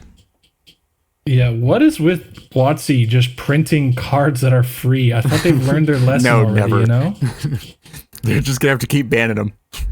They'll learn their lesson eventually, but until then, we get to keep having free cards. I think Yeah, absolutely insane. I think Force of Vigor has also been particularly impactful in light of the year of the Rhystic Study, where people are jamming their value engines. Obviously, Rhystic Study, but there's other artifacts and enchantments. Carpet of Flowers is a big one, where often what you'll see is Force of Vigor is getting a hate piece out of the way, the Grafdigger's Cage, the Cursed Totem, whatever it is, and then just gravy. You get to snipe. You're like, I'll take your Rhystic Study, I'll take your Mystic Remora, I'll take your I'll Carpet. take your Rhystic Study and Smothering Tithe. Yeah, oh, even God. even taking Soul Rings and Mana Crypts still feels pretty good, but Yeah. oftentimes you're getting something critical out of the way and something that's actually more impactful than a Soul Ring or a Mana Crypt. I've even had games before where, you know how some games somebody will go, I'm gonna Dark Ritual whatever and cast big value engine on turn one, or I'm just gonna slam over a Study on turn one, or I'm gonna slam a Smothering Tithe on turn one, and pass turn. And I've noticed that having a Force of Vigor in the deck and just being able to they go through and spend a bunch of their hand doing that and then pass, and you just have a dork left over in your hand and you go Force of Vigor, tag the Smothering Tithe so you don't get anything out of it, and then also hit that Soul Ring over there and set two people back. Yeah, it's they're definitely more they're subtler cards. They're not super flashy, but they're just quiet workhorses. Just they're just getting the job done, putting in a solid amount of work and not making a big fuss about it, but their impact can definitely be felt. So Morgan, you've got an exciting card. Certainly do. Chose here. So you might have noticed one of the cards I said first on the list of high impact cards was Dovin's Veto, and that very well might have made the list as an uncounterable counterspell at 2 mana. Would have been absolutely insane. But turns out you don't always need to counter spells, because somebody thought Veil of Summer was a good idea to print. So that Oh God. draws a card for 1 mana at instant speed in green, which is already good. And then it makes your spells base uncounterable, yeah. which is already good. and it gives your stuff hexproof from blue and black, which is like pretty niche, but still not bad. And it dodges. I don't even think it's that niche. Well, I mean, like, protection on from its own, it abrupt would be. decay and Dovin's veto is just like, Yep. protection from Flusterstorm? abrupt decay, assassin's trophy, Dovin's veto, chain of vapor, Flusterstorm. pongify, like, and those are like the targeted removal spells. Well, just like all the- it's blanks targeted removal, like most of the good targeted even removal just like gets played. it blanks pretty much all of the classic like interaction pieces that you'd like consider to be like uninteractable. Like these are just like things that are happening. I cast an abrupt decay you're targeting sitting your back lab with band. your- Okay, cool, it dies. Like I can't do anything about that. But like it just stops all of that. Yeah, you're sitting back with your Flusterstorm, like, haha, you think you're gonna be able to resolve whatever instant or sorcery? Well, you know, like how many copies of Flusterstorm can you counter? It's like, oh well, I don't actually need to counter them. I'll just make this uncounterable and draw a card. and draw a too. card. Why And not? You know, cantrip. seems No biggie. fair. And also the fact that it Yeah. gives other spells you cast later in the turn uncounterable means that you sometimes might just free cycle it if you need to dig or whatever. But also you can just free cycle it and then surprise, you cast some uncounterable spell that wins the game. Yeah, people in 60 card formats call this card, 1 mana cryptic command because it certainly feels Because like that it a lot of is. the time. God, I mean, not like it's anything close in terms of power level or in terms of just play style in general. But the fact that this card is banned in both Pioneer and Standard is a bit of a telltale sign that something's up. And cEDH is general. I mean, maybe not in the last few months, but generally cEDH is even more blue dominated than Standard and Pioneer. Yeah. Or I guess Pioneer's new, but Standard historically. Like there's not mono red or like 2-color aggro decks or whatever in Yeah. cEDH. There's a lot of blue Yeah. and a lot of black. I don't know what else needs to be said, about Veil of Summer. Everyone understood this the card. power level. Well, okay, one thing that's interesting I've kind of found in terms of following 60 card formats and cEDH is that every single cEDH player knew this card was the most busted card ever the second they saw it. And it took longer than I expected for the 60 card players to catch on to the hype. I mean, it's more meta dependent in 60 card formats. That's for sure. It is, but I don't know, man. This card, Yeah, as a sideboard card, it's so free. it's just insane. Blanks hand Yeah. attack, blanks counter spells, Blanks draws a card. removal. Lol. Yeah. Yeah.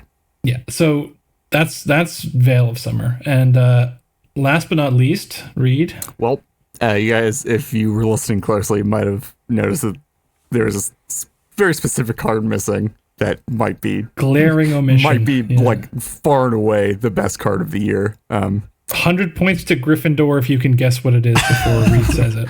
This And if one, even if it's not the best, I think it certainly is the most impactful in Oh, the yeah. decks that it's enabled and changes that it's made. Reasons to not play Thrasios Tymna. this one is a little ditty I like to call Dockside Extortionist. Oh, boy. Yeah. Yeah, this card, right off the bat was like $20. Hasn't come down. I don't think it ever is insane. coming down. No, it's probably only going to go up. It's like Teferi's protection. I mean, casuals play Teferi's protection a lot, but this card is just so unbelievably God, good. it's a ritual on its own, like a vast majority of the time, and it scales up as the game goes on, which like most rituals get worse as the game goes on because you don't need the extra mana that much. This one's just like, no, I'm just gonna, instead of making the 3 mana on turn 2, I'm just gonna make 20 mana on turn 12. Like, Which, like, also, like, imagine if your pyretic ritual, right? Like, you can just, instead of casting it the turn you go off and netting a single red mana and converting your colors, it just adds 3 mana of whatever colors you want. But also you can play it and you can just sit on that mana and then go from, turn 2 to turn 6. Like, it just does everything. and it's a combo It's piece. stupid. Honestly, And it's it's a yeah, creature, it so you seems- can tutor for it easily. It seems like a card that I would have expected printed in a set designed for 1v1 that like they just didn't really think about how much better it was when you had 3 opponents. but it was in the commander set. Yeah. Yeah. Dude, 2020 could've prediction, year of Torpor Orb. I could have seen. I literally could have seen Dockside Extortionist in like Modern Horizons as like some something like weird, Yeah. like, oh, this will enable certain strategies to fight against like Affinity or whatever, because you just slam it on turn 2 and then you're like, oh, I actually have mana to cast spells before I die to Affinity. But nope, it was in Commander. Yeah, so just to talk about some of the impacts of this card, right? Like, I mean, people know that it's used for infinite mana combos and, you know, as a ritual and just, you know, powerhouse on that front, but it's warping people's deck building decisions and commander choices, right? Like, people are legitimately considering moving away from Thrasios and Tymna to include red for Dockside. Which is like you know, something that like is such like so far out of, again, something that's so far out of the range of what I ever would have thought would have happened at the beginning of this year. Like well, I think- I'm yeah. sorry, red We thought red we'd be- got a card that made people not want to play Thras Tymna. I'm sorry. Well, I mean, people still want to play Thrasios with yeah. Dockside for the most part. So this is, you know, we talk about Tymna Winter and blah blah blah. This is the fire that is, you know, staving off the cold Tymna Winter. Introducing a little bit of red into the meta game. It's really nice. But I wanted to mention like another thing. So Dockside, people like are, and I mean, you know, I talked about Godo and, you know, enough on the show, but Godo decks are like running Goblin Matron. I mean, there's other goblins for, you know, like other toolboxy purposes. Going to get but Dockside. Dockside is so good that it's worth it to run like just a crappy Goblin Tutor to go find this card. I think it might Wedge's list might also be running Goblin Matron in for Zata for Dockside. Yeah, no, I'm 100%. I'm not surprised. Like it's Like two That's bodies just such that a weird- refunds you a shit ton of mana to Yeah. cast all your spells. God. And like I'm sure like Matt, you can probably speak to this, like having just like a base tutor target for recruiters in like your like so like weird like non-black shells. Oh yeah, absolutely, Yeah. man. And like just a neo form, and even like you can even just rip on like some good value off an Eldritch Evolution and just get a Dockside because it's that good. Yeah. 3 mana, sack a creature, put 8-ish treasures into play sometimes is what that does. Yeah. One thing, you know, you did say people looking to play red either with Thrasios and something else or in 5-color with something like Kenrith. One card that maybe should have been mentioned in, you know, sort of the rediscovered tech section that was actually sort of brought in by Niv Mizzet Reborn, rest in peace, is Vexing Shusher is actually really strong in the current meta. Yeah. Because you just play it and it can't be countered, and it makes it so other stuff can't be countered, and then that's actually a problem for a lot of It decks. converts all your green mana And into green, counter which spells. makes tons. Yeah. Well, just Shusher. The most annoying thing about Shusher is that its target spell can't be countered, Yeah. and not just your Yeah, so spell. you can fuck You with just the, like, decide all stacks, counter yeah. wars. Ad nauseum, counterspell your counterspell. I'd like to cast one of my 15 red blasts that I have on deck. Yeah, and the thing with Shusher too is that it's like you have to, the Adnos player there has to commit to casting a counterspell to even get the Shusher activation. Yeah. Right? Just the threat of activation eats cards from your opponent's hand. It's so gross. I think I've thrown 3 counterspells at the same spell into a Vexing Shusher at least once. I've seen I've done that as well. I think the max I've seen is 5 before, which is just like yeah, like the card. I think it's always like people have always had in the back of their minds, but with the resurgence of Food Chain and like people actually wanting to play red for reasons, you know, like 5-color Kenrith. God, that card is now such an annoyance.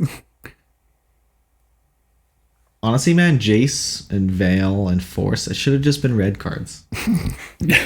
Really shake things up. Yeah, Dockside and like the fact that you get treasure tokens and those have other uses, right? Like if you're trying to you know, play Corvold and you get the sacrifice effect drawing cards, or, you know, suppose there's some decks that want to use take advantage of having multiple artifacts in play. So it's just, it does so much for such an like it. I don't want to call it like unimpressive or like, you know, like it just does a lot. I don't know. I'm at a bit of a loss for words for Dockside. Yeah, I think that about wraps it up for the cards that were printed this year that were of high impact. And we're into the end game now, or the end stretch of the episode, and we're gonna close this out pretty quickly. So we'll briefly talk about we each got a selection of innovations / tech that have happened this past year that we want to discuss. So I'll start things off. That's going to be the 20 easy steps from Forgotten Cane or Forge on Discord. Forge 10 on Discord. And that's it's just a continuation of the Anafenza of Gitrog being able to play through an in-play Anafenza using Gaia's Blessing. I started this off with the 60 easy steps over a year ago, and that was a very complicated line that required lots of money cards, and Forge helped work on reducing the complexity and the cost of those combos. So, you know, just big shout out to him. Matt, you're up next. Yeah, so my innovation / tech is decks that block, and this is kind of just a roundabout way of saying mid-range in general. Like, you know, you don't have to just concede to Tymna. You know, it's not like it's hard to understand why Tymna would win the game when, you know, even just one player can't block it, right? So now I find that these, like, you know, grindy mid-range strategies or whatever, you know, not letting Tymna connect is extremely valuable. Morgan? Yeah, my pick is all the Spellseeker stuff. There's more than this, but I'll just highlight two. The first is the interaction between Spellseeker and Neoform, where Spellseeker finds Neoform, which you can then immediately Neoform the now largely useless Spellseeker into some useful 4-drop, potentially as part of Hulk chains with stuff like Body Snatcher. And the other one is the Spellseeker Inala line, which I believe was discovered by Hisp, which is a 1-card combo that lets you win for, I believe, you just need an extra black after you cast the Spellseeker by repeatedly using effects like Culling the Weak and cheap reanimation effects to cycle and get double triggers off Inala and cycle through and set up an infinite combo, which is just like a really neat way of using the card. And, you know, obviously squeezing every ounce of value you can out of it. And Reed. Yeah, and sort of related to what Morgan said in the first part of that, just in general, my god, the Hulk variants that have just kept chugging along. We started with the big 3 last year of, Shuffle, Sacred, and then Breakfast got an update. And then this year, just, yeah, again, like Red Hulk continuing to be a powerhouse, and now again with a Dockside Extortionist, especially with the backup with either Baron or Teamer Sabretooth as like a backup Hulk pile. So I really like all those decks are all really cool in my opinion when they're built correctly, and also like Masticore being introduced to get that whole like Malira pile down to 1 Hulk trigger has opened up a lot of opportunities for people to do things, and people have gone back and started looking at things like Hulk Weaver and slotting in new piles for that, and like trying to fit other piles in and make other stuff work, and like optimizing breakfast stuff. I think we saw the Quicken breakfast pile come around this year as well. I think that's fairly recent, which that's is sweet. Yeah, super cool. Like making it so, yeah, like the gap is slowly closing between, like, it used to be, yeah, here are these 3 Hulk decks, and like this is the thing that this Hulk deck can't do, but it can do these other things, and this is the one that this can't do. And it's more like this is the thing that this Hulk deck is bad at but can still do, and here are the things that it's really good at. Yeah. So then our final little topic, or sorry, our third final mini topic here is the best decks. What do we each think the best deck is at this point at the end of the year. So what we obviously these can't exactly reflect our opinions because we decided on an arbitrary rule that we didn't want overlapping picks. So, these are the 4 best decks according to, whatever together we all think these are generally the 4 best decks. That was a lot. That was hard to explain. Just don't judge us, please. Yeah. So my pick is CST. I think, the trend of Thrasios and Tymna being dominant, not done. And Consult is just proving to be so resilient and just such an efficient win package that it's hard to deny that the strength of this deck. Just, very, very powerful kind of good stuff deck. That's it for me. Yeah, so my pick is Kenrith, and I kind of just put that down as like a layered combo. Imagine having, something kind of like a Thrasios tier infinite mana outlet with a bunch of other spicy abilities. But you could also have red for Dockside Extortionist, and it really plays well with the mid-range kind of grindy meta. I think there is a build of Kenrith that works in your local meta, and a build of Kenrith that works in kind of the general sense of the meta. There's really nothing these Kenrith type decks can't do. And I'm absolutely stoked to see even more Kenrith brews. I think it's the tip of the iceberg now. So yeah. Talk to your doctor to see if Kenrith might be right for you. Side effects may include. Also, I've never actually sleeved Kenrith, but I'm just kidding. One thing I have to say is at least 4 out of the 5 abilities on Kenrith are relevant. People looked at the draw.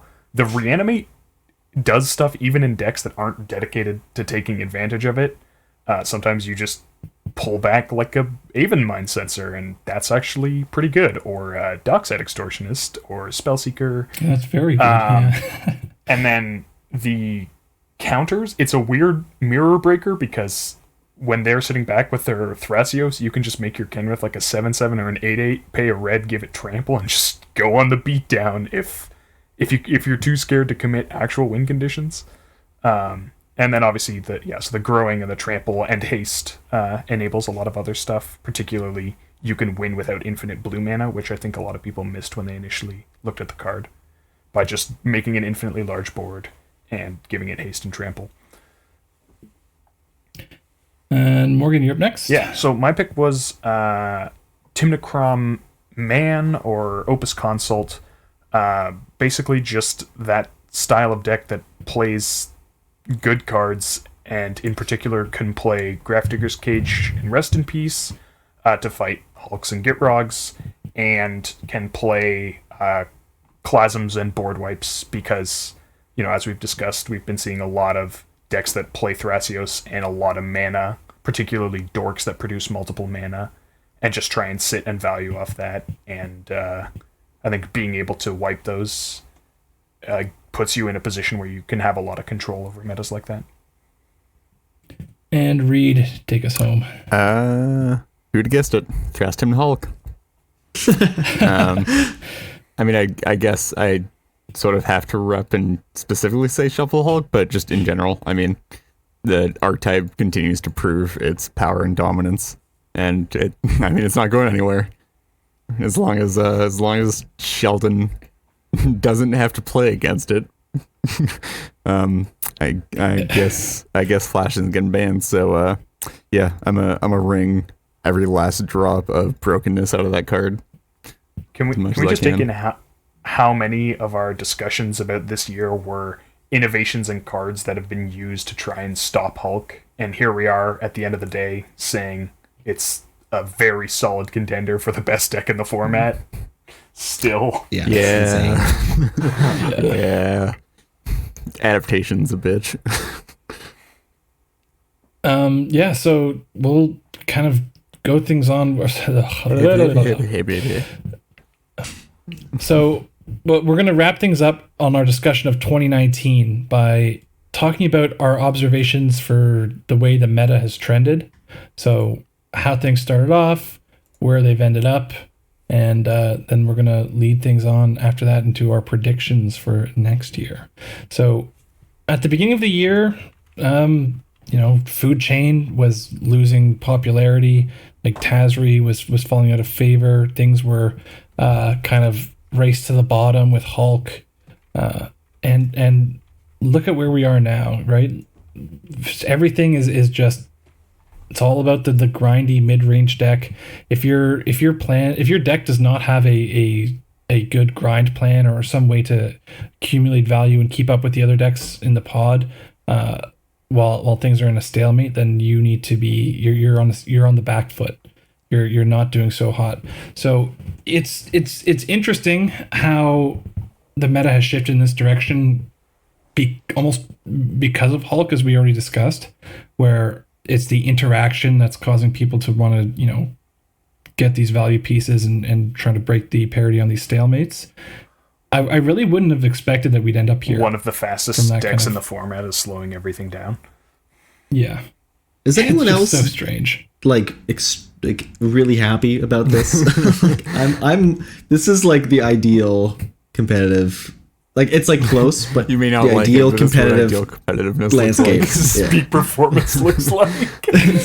No, honestly, Matt, I feel that a lot because I'm not a huge fan of just the solitaire who can goldfish the fastest, and just the interaction and playing interesting stacks and politics. That all really gets to play out in these kind of mid-rangey decks, and also your deck choices. Your deck slots tend to have larger impacts on the game, I find. So a single card can really change the direction a game goes because, I put in this one grind piece, just in case. And because the game's going on for so much longer and you've got all these tutors, like you can really make a concerted effort to transition to that sort of plan and really feel the impact of that single choice. So there's lots of room for personalization and optimizing in these kind of metas, and I'm a huge fan of that. I do have to say, I think we've probably gone a little farther than I would have liked. You're right, I don't think the meta where everyone's playing a deck like Selvala Brostorm and you just goldfish as fast as possible is fun. But I also don't necessarily think inevitability offs are the most fun either. Yeah. Like I think there could be a bit more of a middle ground. I'd love to see, maybe decks like, I had some success with Vanifar, but if Flash was gone, if Hulk hate was much less prevalent, a deck like Vanifar trying to get in under the wire, stuff like Food Chain that sometimes can sneak the wins and sometimes has to adapt and play the longer game. Because I find now I expect every game to go long. And I feel like whenever you expect games to end at a certain point consistently, I think that's just it gets a little stale. Like, you don't want to expect them to end on turn 3. You also don't want to expect them to end on turn 15. You want to expect them to end on a range of turns. And I think we've moved past that and into expecting them to end late. Yeah, actually, I think I agree with you there. I think it's unhealthy that how strong Seaborn Muse is in the format. It's the new ad nauseum. As like a one sentence, explanation. I'm still not sure I've seen anybody. Ad nauseum isn't even gone, and it's the new ad nauseum. I'm still not sure I've seen anybody so far play a Seaborn Muse and win the game.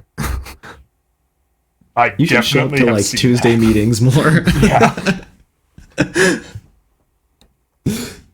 Yeah. So anyone have so beyond just like the transition towards a grindier, more mid-range meta, what else have you guys noticed? Personally, I've seen sort of a decline recently in my experience, both online and in our local meta, of there are really just like fewer commander-centric win cons now. I've noticed.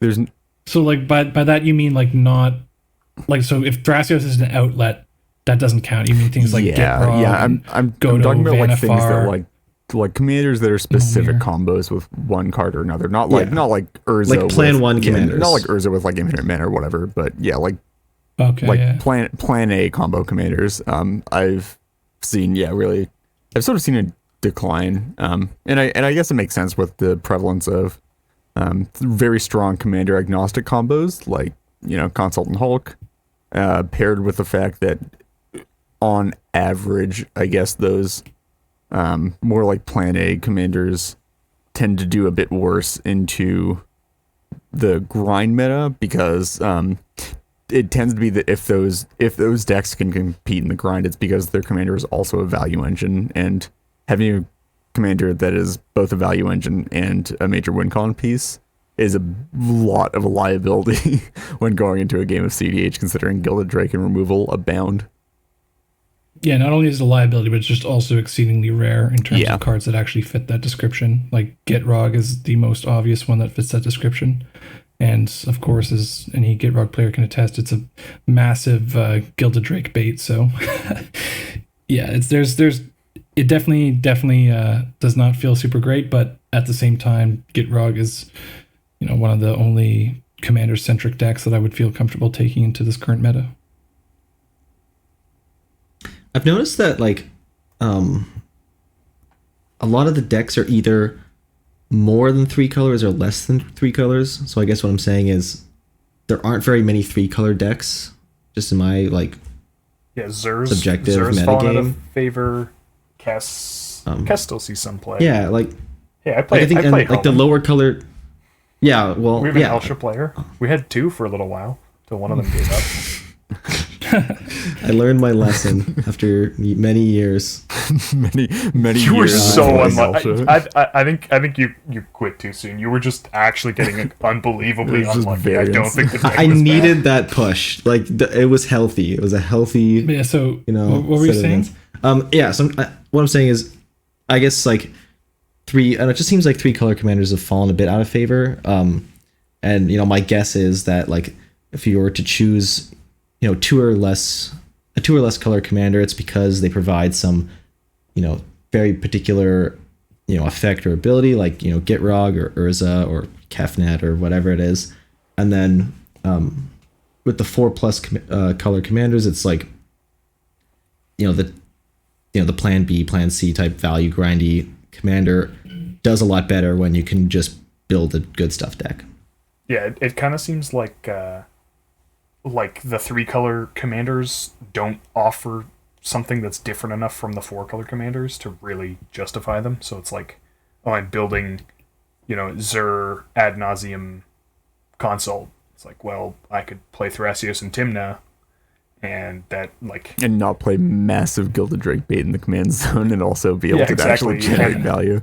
And be able to actually generate value. Although I have to say I'm a little insulted because Matt's talking about no one playing 3-color decks, and I have 5 3-color decks. That's also fair. Yeah, well, okay. Yeah. Only weird hipsters like Morgan play 3-color decks. Yeah, It's dude. fine. Just pick one 3-color deck. Why can't you make up your mind? Is it because they all have something that they lack? No, I'm just kidding. I think Kess is great. We've dragged this episode on absolutely. for long enough, so let's keep going. hit this last segment, and that's going to be our predictions for 2020, and we can close it out. So everyone, before we started recording this episode, we all wrote down some predictions for the coming year. I'll kick things off. So I've got just a kind of a quick prediction, and then I've got I got 2 quick predictions. They add up to 1. So my first is Mystic Sanctuary is not fully explored. So I think that's kind of my prediction, is that in this coming year, there'll be more development and use of Mystic Sanctuary. I think this card is obviously being used in obvious places like Kefnet and those kinds of combos. I think it can potentially be used to increase the reach of decks like Yuriko, where you're going to use your Kamigawa Moonfolk to bounce lands and maybe rebuy turn spells and do combos like that, or just use it as for more value and changing your mana base a bit to accommodate for it. Now, obviously, this conflicts with Tainted Pact mana bases, but in non-black decks, I think maximizing your mana base to take advantage of cards like Mystic Sanctuary is a good call. And then my other prediction is that this one's kind of a bit of a shot in the dark, and it's that if we look back at this past year and the commanders that were printed, new commanders that were printed, the only one that was really top tier brand new deck is Urza. Obviously, First Sliver is just an upgrade on an existing deck. Now, my prediction is that this next year, based off all the announcements of how many commander cards and sets they're going to be printing, I think there is going to be a brand new kind of like a new mechanic based top tier commander.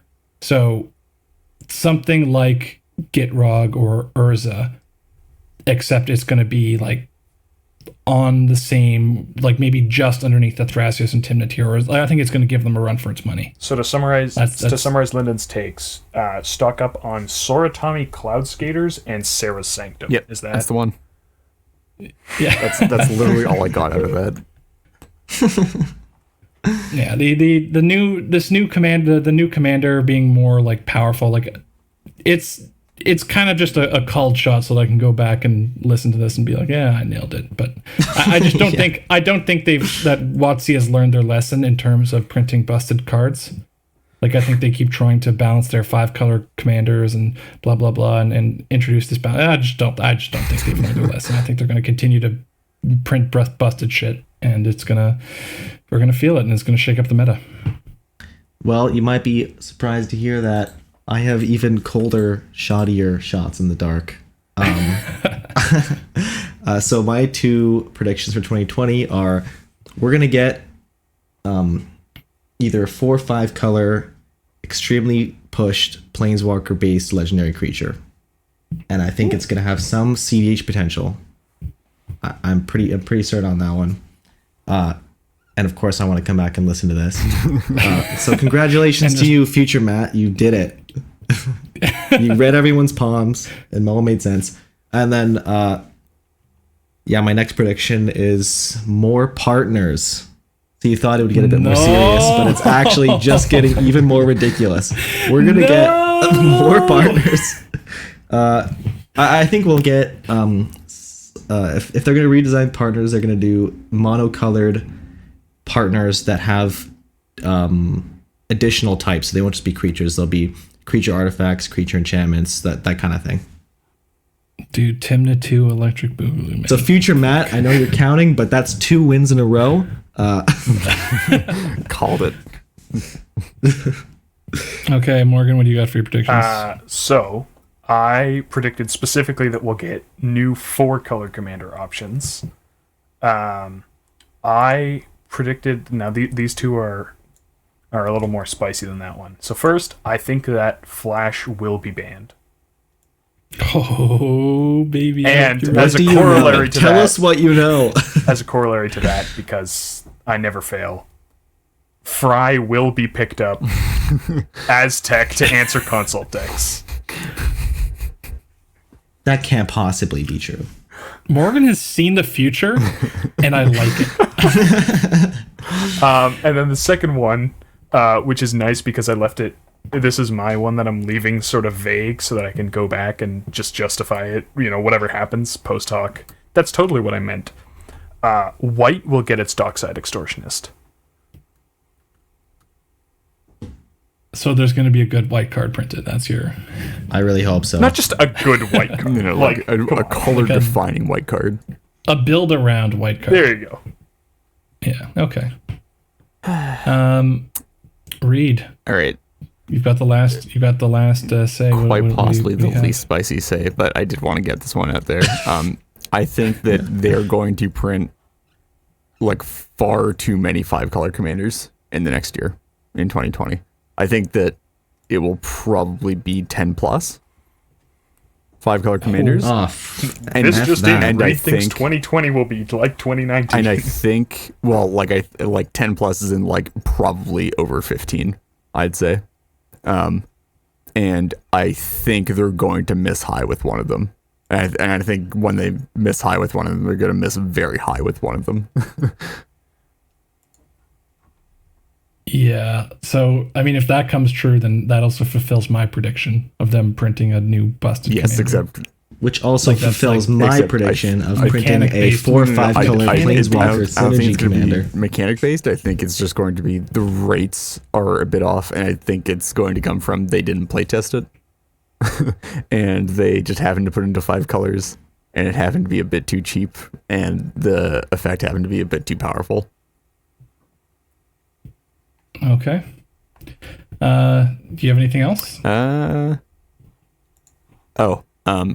mean, you don't have to come up with something else. No, I do. I think they're going to print it's a Hulk piece that is completely by accident and is also going to completely break the Hulk pile in half. And I'm going to have a lot of fun. Yeah. Hopefully that just happens after Flash. I think we may get a 2-mana blood artist stapled to a sack outlet. No. That'd be ridiculous. They wouldn't do it. No way. Okay. Well, on that, ominous note, hopefully that dark future doesn't come to pass. We're gonna wrap up this episode, this extremely long episode. Holy moly! So, if you guys would like to reach out to us with any questions, comments, or concerns, sorry for missing, listener questions and gut check, everyone's favorite segment, but we just didn't have time. So if you guys would like to reach out to us with any questions, comments, or concerns, for future episodes, you can contact us on Twitter at Into the North Pod, via our email, intothenorthpodcast@gmail.com, or on our Discord server, the invite link for which can be found in the description for this episode. An extra special thanks to all of our patrons who help cover the expenses for our show and allow us to work towards improving the quality of the podcast. If you too would like to become a patron, we are at patreon.com/Into the North Podcast. Thank you as always to the band Vox Cadre for our lovely podcast music, to Nate Slover for our equally lovely podcast logo, and our long-suffering podcast editor, Roadkill. Emphasis on the long. Yeah. Next episode will be out in 2 weeks. Until then, see ya. See ya. Have a good one.